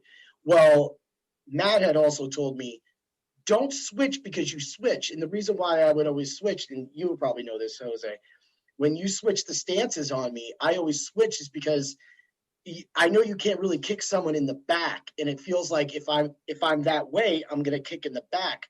But it just means that you should be bringing your back leg, not your front leg roundhouse to someone's back. You should be bringing that side kick and things like that. You guys know this stuff. So when I was fighting him, it's after a couple times he hit me, and then I went to throw a kick, and he blocked it with his shin, and I came back in there. I calmed down, and I saw what he was doing, and I exploited it. And for the rest of that fight, every time he did what he did, I blitzed, and I hit him every single time. And that's the skill that you guys teach. And I love how you're like getting into it, and I love that spark in your eyes. That's probably like the biggest like gratifying experience for me, like is seeing how you guys grow and how like passionate you guys about it, because actually that motivates me. Like even like Lynn's dad, like coming and like doing the kicks, like when he's right next to me doing kicks, like I'm like, man, that's awesome. Like you motivate me to become a better person, a better martial artist. Like in like everybody, like you and your daughter, all the kids, when you guys have that spark and you guys want to train, that just makes me want to show you guys more and do the best I can to get you guys to where you guys want to be and beyond. Yeah, and that's going back to the stamina. That's where COVID's kind of almost wrecked someone like me, because it's like that time off, I can't duplicate the dojo. And then when we took that other time off, and you guys somehow made me bigger. I've just actually realized this the other night. The wife went, I said a comment. It wasn't nothing. It was funny. She gave me one of those little love taps in the middle of the chest, and she hit me. And I was like, psh, right? And I looked at her, and she goes, you could see the look in her eyes. She was like, I've hit you before. I don't know what I just hit. It's totally different. So she said a second. I said something. I was like, man, I could take your hits down. And she hit me again, and it didn't hurt. And I was like, oh, because like right now I feel this tightening and this is really tight. And I'm like, okay. And it's that. But when I was using that rib protector, and that fight I was fighting you with, I literally could not breathe because I've been bigger in my entire life, but I've gotten bigger during that time that thing was actually like pretty much suffocating me. It was holding me back. And I was like, I'm sitting over there for a second. I'm like, I can't breathe. I got to bounce out. And I was so mad. I was like, I was pissed. You know when I said it, I was like, I'm sitting out like a damn pussy. I got to get out because my conditioning sucked. and then I took it off, and then I was fine the next week, and I figured it out. It was that thing that, just that extra thing that you're like, well, I'm going to be protective. Well, you know what? I took it off because, one, it's too small now, and two, because I need to defend myself better and not rely on stupid things like that. And my defense has gotten a little better with some of the things and being able to push, certain people to different limits. So, like you said, when things slow down, like when I fight Connor now, I think maybe I'm like just the same size as him or something like that. We can go around for a lot, but then like when Connor fights like you guys, he goes at you guys differently, way better than I can. But it's like for some reason I can bring him down to where I'm at, and I don't know if that's the way I slow the pace down. I don't know that, but I always look for his little load up kick. I always look for that. You know what I'm talking about, right? Oh yeah, definitely. I definitely, like I said, one of my favorite aspects about myself is I like to read the person, and like I catch a rhythm where I try to catch theirs and know where theirs at, and kind of like either bring mine's up where they can't catch it. And I'm into music, so I like to catch a beat and kind of flow with it. Oh, and that's why I like fighting Derek, because he's like a dancer and he flows and moves. Yes, he So does. I could kind of relate to his style, and I like how he moves and he improves and comes back for more. Like, he's definitely another student that I like, that he's improving, and just Derek like has everyone else. improved. What was that? Oh, sorry, I didn't mean to cut you off. But No, Derek has you're good. improved, like he's improved a ton. Derek is getting super good. Yeah. And Luke, a Yeah, beast, Luke. Yeah, Yeah, Luke is. Abraham. Yeah, Abraham. I was definitely hard on Luke. Especially like his dad being a black belt and everything. Like, stepping in that shoes, buddy. I know it's a lot to handle, but your dad's good. And we'll get you there. And there's some times where we've sparred and everything, and he's taken some hits and he's gotten up, and I love it. Oh yeah, He takes hits, and his headgear flies off a ton. But trust me, he will be giving them back. Oh no, he does. He does. Yeah. Emmanuel, you've sparred with Luke, right? Yeah, I've sparred with him a bunch of times. Yeah, Luke's, even within the last few months, Luke's gotten way better too. Luke's hands are getting better, his speed's getting better, his timing's getting better. Mm-hmm. And that's something like what you're saying about timing. On the Mondays when we're doing those 100 punches, well, I'd say 500 punches, because we start out 10, 20, Matt makes us do all that. So we're getting out there, and I was noticing that when I was gotten to it right before the Wednesday that I got hurt, I was up, I wasn't getting tired till 70. And I was like, holy crap. And then like, I was punching wrong too, because I've never been taught real like punching mechanics. So like I can't remember what it was. I think it was Matt, and I was watching everybody go like that, and here I am. I've been turning my wrist the whole time, making myself so much slower, turning it to throw a hook or do something like that. So that, but some of my kicks that have been working, they're not as good as your guys's. But I was really surprised, because you could tell when you hit the bag. I was like, oh, yeah, I can do this. But those bags are definitely not light, No. But that's one of the best things, is that he brings in different people. Like Matt does kung fu and boxing, so he has a completely different style. And then Lester used to come a lot. He had like specialized in kicks. Sweeney was real technical. Sensei Sweeney. Yep.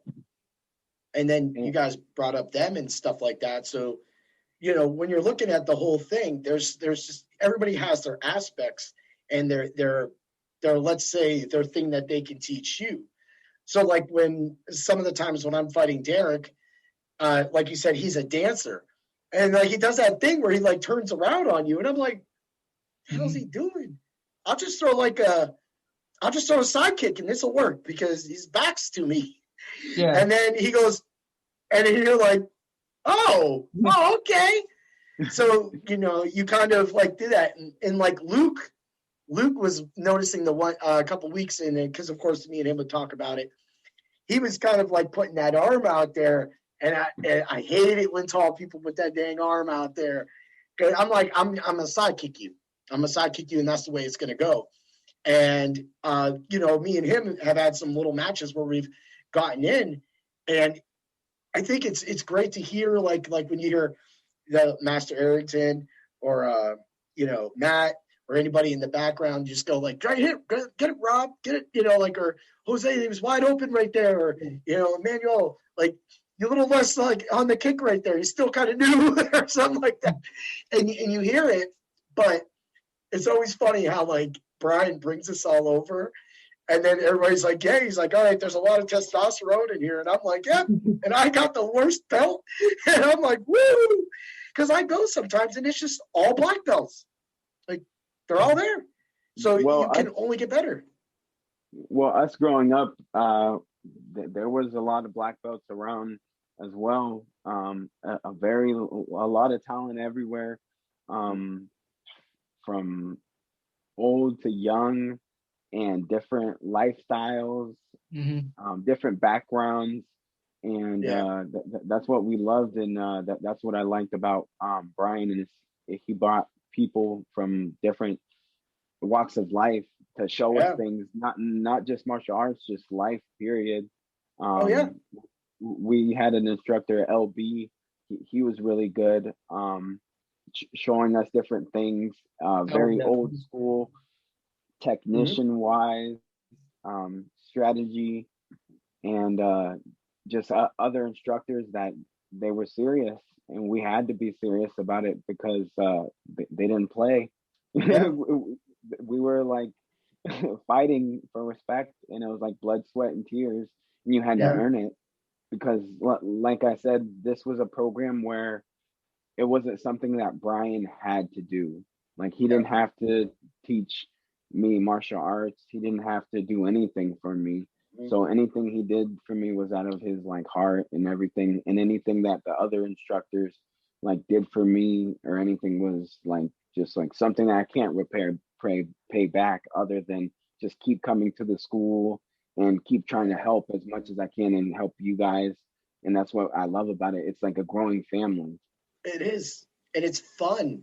And like, and we're gonna kick this over to you, Emmanuel, because I know that's saying. So when I was talking to you the other day, and I about that whole the blitz, and then you come back in, and then you kind of just lead with that. Like, I was thinking, it's something that I'd never really like. I do extra attacks, but it's like once I do the blitz and the follow through, most of the time we're gonna be on some other, you could be on the other side of the guy or whatnot. But then I was like, well, what if I was just sitting there and I was like. And I was like, and when I felt the power I came with, that's why I called it a block breaker, because that's it. And then I tried it with my left hand, and because my left hand is my weak hand, it's not as fluid. So I'm like, and it's not as fit. But so it's like, all right, now I have to incorporate that. Now I have to be able to incorporate more things in with that. And, like some of those fights that you get really close where you're just like the one time I fought Ashley. And we're just sitting there like pretty much close quarters throwing kicks at each other. And normally I don't fight like that. But, I did. And then about a few weeks ago, Matt, he rope-a-dope me. He was like, okay, you got to attack, right? So then he was like, you do this, you do that, right? So he's like playing me. He does like that, right? I go to attack. He brought his foot up straight right to my chest. I was like, oops. I felt it. But at the same time, before that would have knocked me down maybe, but it's not going to knock me down, at least that I don't think. It's not going to knock me down.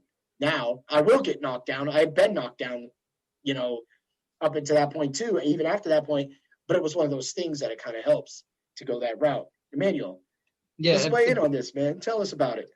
Yeah, a big part of like when we started martial arts, something that made us like so much better so fast was that we would just fight black belts most of the time. Like we were like 15, we'd fight people that are like 30 with like 3rd degree black belt or something. And Yeah. just fighting those people, like you pick up stuff from them. Oh yeah. And like we would be like at tournaments and we would fight people that have been doing martial arts for 7 years or something like that, and we'd be on the same level as them. Yeah. And that's what you guys pretty much did with Jonathan. Yeah, we used to train Jonathan in the backyard. We used to like put a string in the backyard and have Jonathan practice ducking under the string. Okay. Go on. Jose, you're about to say something? Yeah, just bringing different aspects to it. And then, like you said, like the black belts that we fought were just like really, really good, you know, and just to show us all those things and angling. And I kind of watch that now with you, because at first me and you would just fight some crazy. The dog's got a squeaky toy. We would just fight some crazy like brawling style. And Molly brought it up to me. She was like, "You're just standing there with him. He's gonna knock you around, Dad." And I'm like, "Okay." So then, like, I think, like for me, it's been trying to open up my legs, because I feel that if I had this thing, or if I threw a kick, it would be too low. So for me, it was also like, whereas now I can throw those kicks and it's a lot easier. And so that puts me in a better, like, if you've noticed a few things that I do is I'll lead in with like a side kick, but I'll sometimes leave that kick out there to kind of see what they're going to do, because it throws off everybody. A lot of people are still used to me not being able to throw other kicks. Yeah. So when I leave it out there and then I come back with a a roundhouse off of it, it's because of what you guys do and what you guys say, pretty much spreading the wealth, the knowledge, the power, the stamina, the ideals. Bring up the meditation. That's a big thing. You know, they always say if your mind goes into a calm place, everything slows down and you see it more and more. Yes, we have had like other. I remember growing up, we would see black belts and we would just be like, "Oh my God, like that's a black belt." But like the skill level that we were trained, because we, like I said, there would be times where we would only focus on fighting. So it was like we would get into the ring because it would be, we only had a certain amount of time to train with Brian for this after school program that like in the life of martial arts, you're never gonna like learn it all. Like I still have a lifetime to like practice everything, learn everything, and I will always try to continue to grow that. But like I said, like we thought, black belt, was everything. But there was a time where he brought a black belt from a different school, and not to knock any other schools or anything, because there are other great schools and schools that we've teamed up with that are great. And but yeah, this particular time we had a black belt come in, and he was a third degree black belt, and we were like green belts, like novice, just starting off, and we could hold our own. I knew what I was doing. I felt comfortable, and then Brian put in one of his black belts, Chris Leone, and he was a black belt that came up with us. Was in a school with us that we started off with, and he was very good, and he couldn't keep up with our black belt that was there, and he was just like far beyond him. And it was basically just a belt to hold up your pants. So like ranks and things like that, yes, they are important, but that's not like the main focus. It's just to just keep learning and keep getting better. Yeah. So follow that, Emmanuel. But while my dog squeaks this Well, thing. I remember Brian used to take us around to like different schools, and we were like green belts, purple belts, and he would have the talk with us. He'd be like, "Don't be embarrassing the black belts," because we would go in there and we'd beat up the black belts and be like, "Come on, why are you embarrassing the black belts?" So we'd want to like team up with schools so we can train with them more than once. Yeah, and we'd want to be respectful as possible. You don't want to go there and like I said, martial arts is humbling. You go to a school and there could be guys that are really good, and they'll clean your clock. So you gotta always be ready and prepared and keep training hard. Yeah, you never know. Yep. Keep your But yeah, hands up. I remember a particular school that we went to, and there's some black belts there, and they're super cocky. They didn't know who we were, Uh-huh. and we beat up all the black belts. And I remember Brian was mad at us that day. There's a few times we had some upsetting moments, but we were the knuckleheads. Yeah, and Brian, he does like he had to have a talk with me. He was like, me and you have developed a friendship over the years. When you're in here now I'm a master. Now I'm your master. And I said, totally respect that. Totally respect that. So then sometimes I almost feel like I'm set up because like one time Len Sr. was like, hey, tell Cam this or something. So I went down there and I was like, Cam, Len Sr. said, put your belt around. Brian goes, hold on. He came over. He goes, I know who told you to say that. He was like, Cam has it that way for that. And I'm like, oh, kill the messenger. Mm-hmm.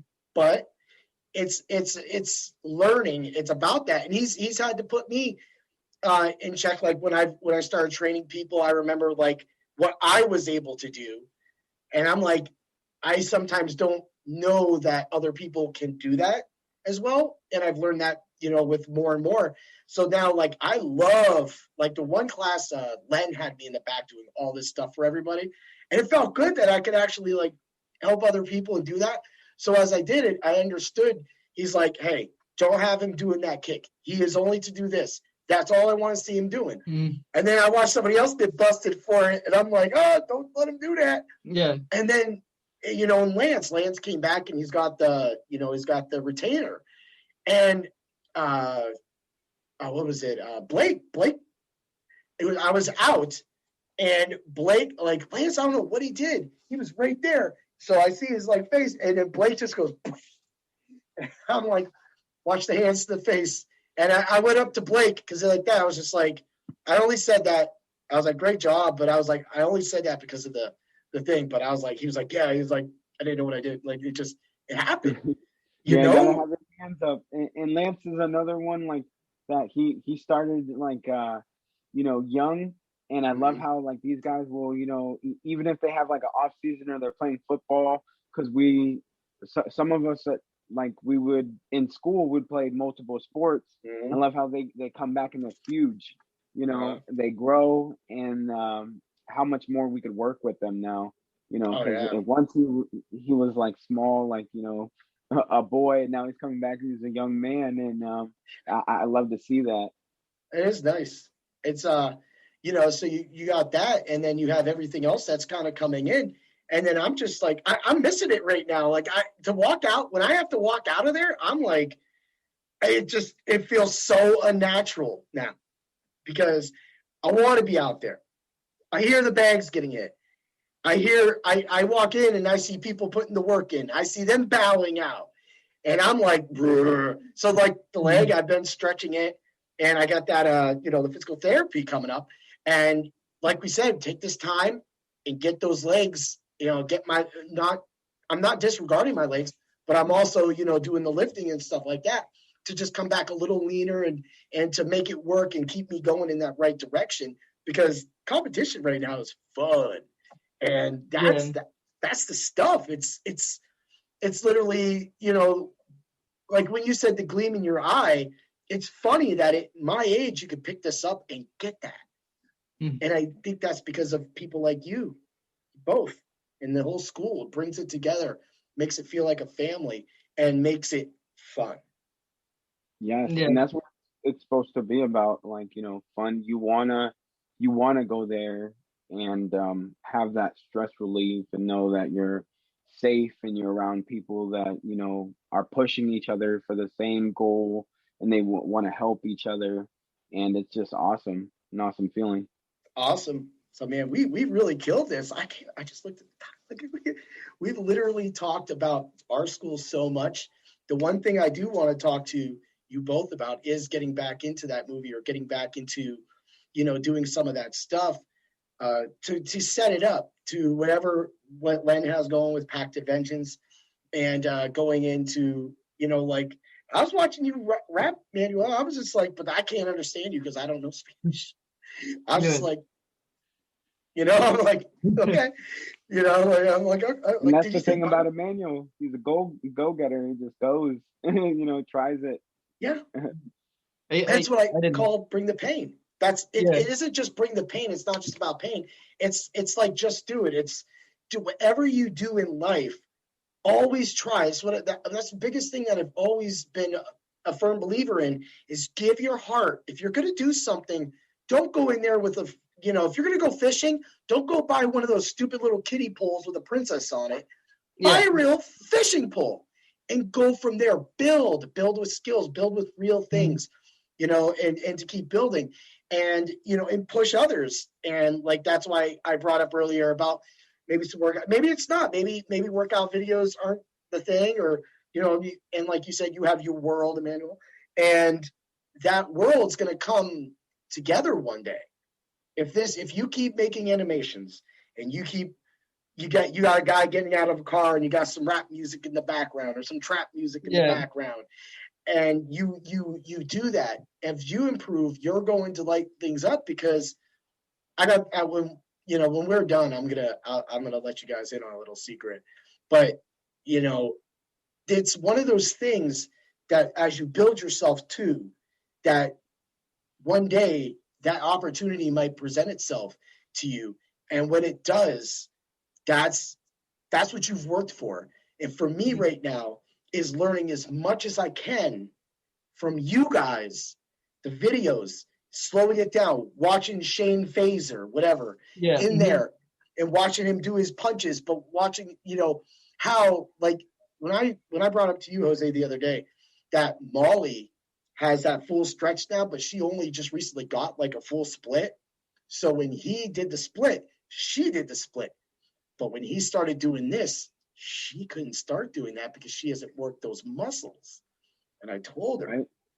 now you have to get your muscle memory. So weigh in. Yeah. Eventually, when you first start doing karate, I'm sure Jose remembers, you have to think about everything. So I'm going to do this kick. I'm going to turn my leg. I'm going to bring my knee up, aim with my knee, throw the kick out. Eventually, everything just happens by itself. You didn't, like, sometimes you're sparring and you do a combo and you don't even know where it came from. You're right. Once you, Yeah, and it's Mhm. definitely like something that after years of doing, there's little things that you could tweak and make things better that you may not realize can make a big difference. Yeah. That will. It's amazing. And that's the fun part of it. It's that. And that's another thing too. When I did my other Bring the Pain with Molly, the one thing I brought up was that it's more than just karate. The people, or martial arts, or mixed martial arts, or go in there to be part of a family, we all have stuff outside of work that we are very passionate about. And also, I mean, well, not out of work, I mean, outside the dojo. We're passionate about that stuff. It shows, with Emmanuel's creations, and you, and bringing up the kids and having that, and always maintaining that mentality to always be fit, because you never know. You do never know. Like, people, regardless of what people's views, if a meteor small enough hits and you got to run, you got to run. Like, you don't want to be that guy in the back. Definitely before this pandemic, I definitely had like a feeling that something was going to impact my life in a negative way. And I had that like sense of like things are going good, like something's bad gonna happen, type sense. Yeah. So I told myself, whatever happens, I have to mentally make myself strong to go through that. And one of those things is working out in your mental health. And especially with the pandemic and being isolated, that's something that I'm glad I got into before the pandemic hit. And I already had the wheels going, and I was just worrying more about fitness and my family and my kids. Yeah. And it definitely helped. And like I said, there could be situations in life where you never know what could happen, and I would rather be prepared for it in any situation or aspect in my life. Yeah, it's not like a meteor is going to fall from the sky. I mean, Yeah. it could, but it'd be nice to be able to outrun it. Outrun whatever Yeah, water comes your way. I'm gonna do everything like you said. Like I'm gonna do everything I can to, try to, get out of the way or something my grandfather would always tell me: if you're gonna do something, don't like waste your time because you have limited time. Like if Mhm. you're gonna Yeah, do it as best as you can do, because if not, you're gonna waste your time.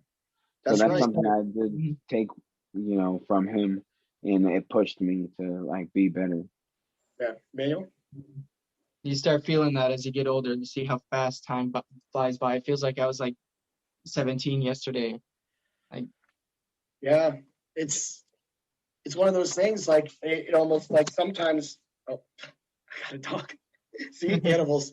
Um, it's like it almost feels like me going back in time to at 24 playing football, and next thing that happened is I hurt my leg trying to score a touchdown I shouldn't have been trying to, mhm. and I spent when I came out of it, it was devastating, and mentally I never thought about aspects like that.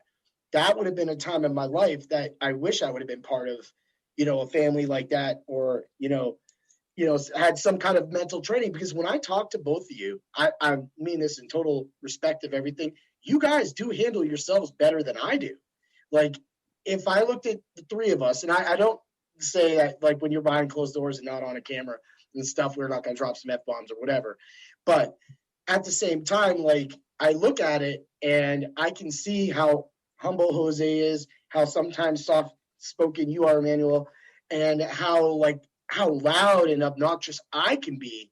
And I'm looking at it right now. You guys have had something in your life for a very, very long time that has always gave you an out and has always been able to train your mind to overcome situations. And when you just brought that up, Jose, that you were just like before you could feel that something was bad was going to happen. I think that's almost the step back, step forward kind of thing. And I think that when we were talking about what happened, with this and stuff like that, that I will come back and I'll be stronger and I'll be more, because what happened, it was a fluke. It was literally a fluke. I didn't get hit unless it was crowded that night, but I didn't get hit. So that looks at me as I didn't know where I was. I didn't know I was that close. So I should have Mhm. been more aware. And Yeah, that's what happens. And that's just how things go. Injuries happen in sports, in any sports. And even there was a time recently where I was really, when I first started training right before the pandemic, I was kicking the bag, and we have some heavy bags, and I felt like I went in for a really heavy kick, and I felt like my knee like stretched when I kicked, like it pulled my oh, knee because I kicked the bag so hard, as hard as I could. I felt like it like pulled my knee somehow like away Mm-hmm. from like it was like pulling Yeah. against. Oh, but it could. And that's the thing, is like when you're working that hard and pushing your body, you're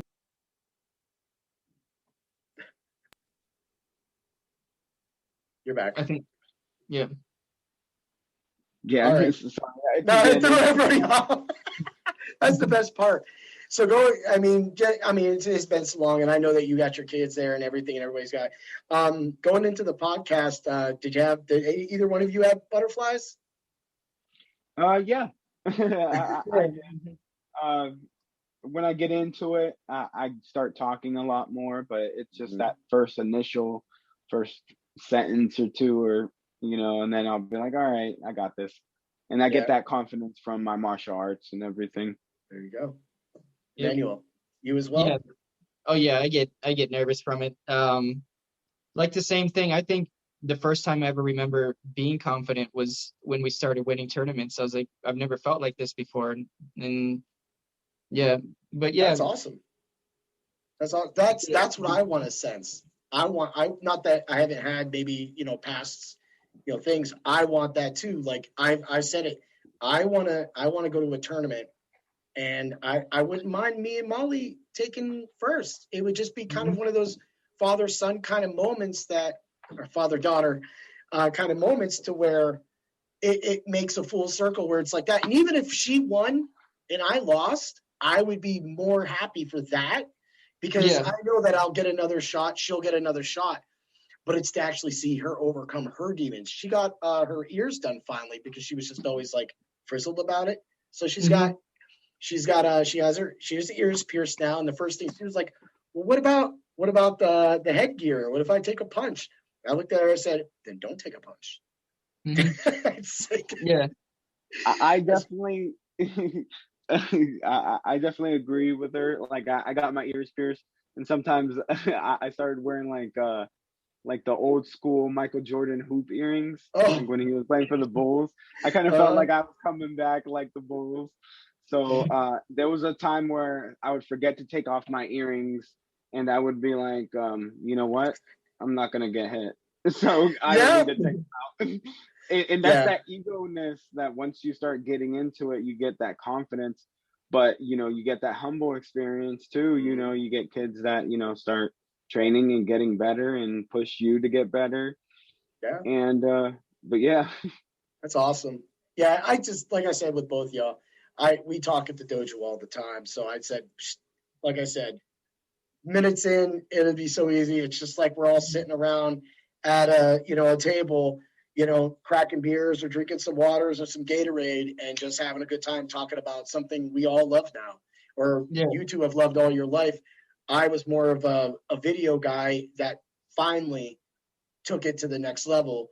And now I'm thinking about all these things I've seen in the movies and how they won't work, but how then sometimes when I do some moves, I see similarities and I'm like, oh, it does work because it's part of the style. And I think, that kata class that I've been doing on Tuesdays, I can't believe how much I loved the fourth kata and how good I was able to do it. Even though they only taught us half of it, and through the third, I have to polish the third. First and second, I'm good at. But it was also helping me stretch. It was giving me pretty much a day between Monday and Wednesday, which are pretty much intense with our school. And it was giving me like a more relaxed kind of, back kind of thing, but it was also still working me out. It was awesome.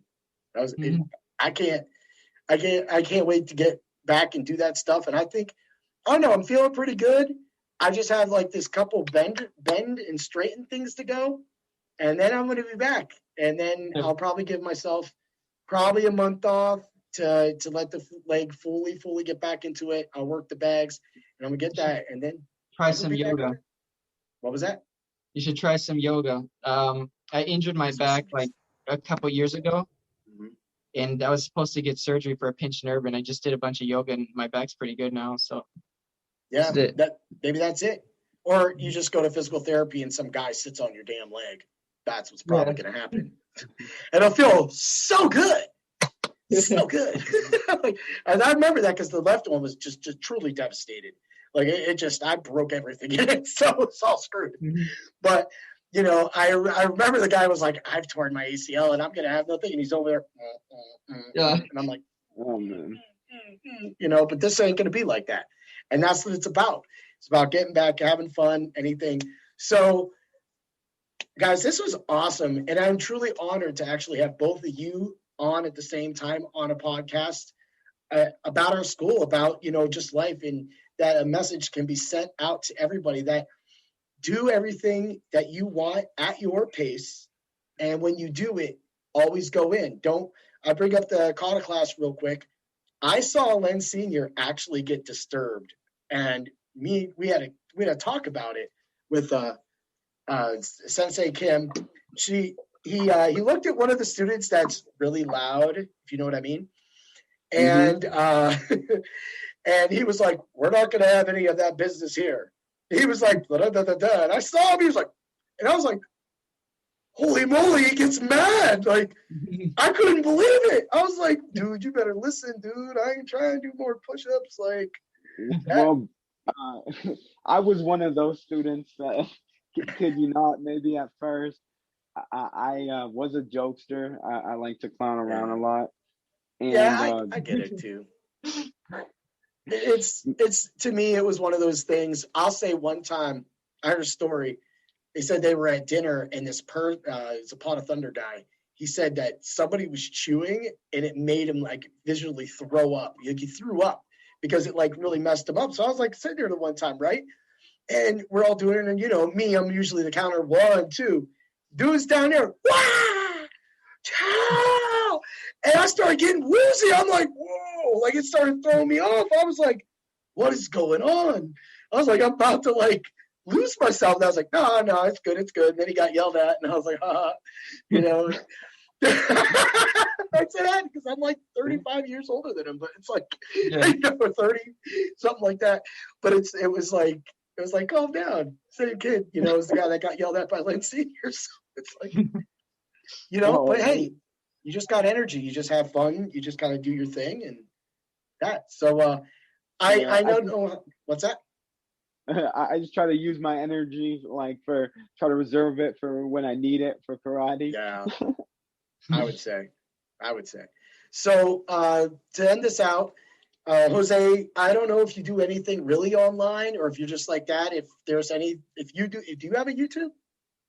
I don't. I kind of share YouTube with my brother because we like to get into the news and just get into like odd different subjects. We watch a lot of documentaries and listen to audibles. Yeah. And Okay. It's cool. yeah, so we share the same account so we could see what each other are watching. Oh. So my brother can see actually what I'm watching, and later on we'll have conversations about it, and he'll get into cool. it. And I like how we are into the same things. So that's awesome. Yeah. And then Emmanuel, your YouTube, anything you want to plug right now for your rapping, your drawing, which is amazing. I got another dog. Look up Mundo de Emmanuel. It's MUNDO. DEMANUEL, and they all have the same name. It's like Mundo de Emmanuel Animation, Mundo de Emmanuel Rap, and Mundo de Emmanuel Health and Fitness, which is where I put most of the videos. I'm gonna put this one up there.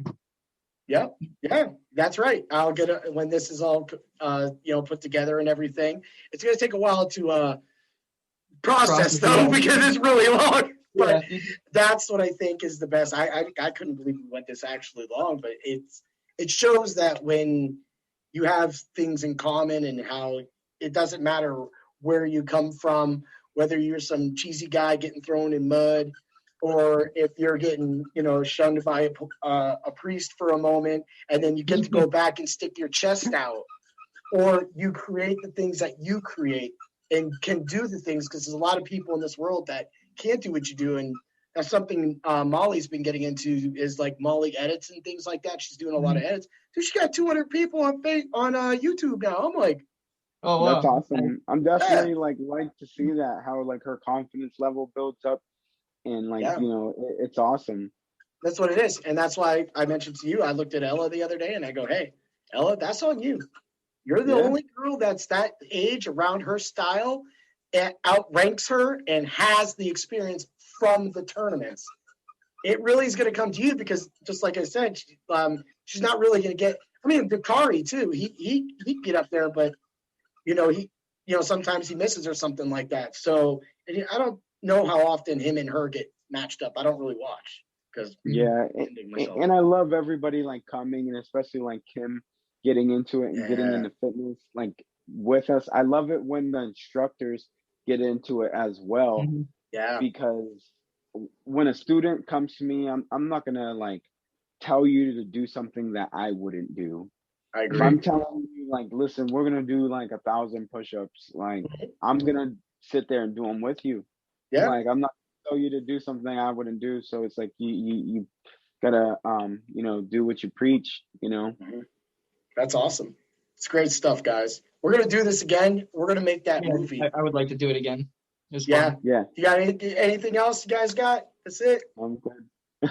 All right, I'll get the outro. What was that? Oh, I said I don't got anything else. Okay. All right. We could probably talk all that anyway. I'll give we did. So hopefully I didn't get anybody in trouble. But everybody, you can catch us at TKO if you want to stop by. It's in Erie, Pennsylvania. Come by, get punched in the face, learn from the best, and always remember to bring the pain. Ooh, yeah! See you guys. guys later. Until next time.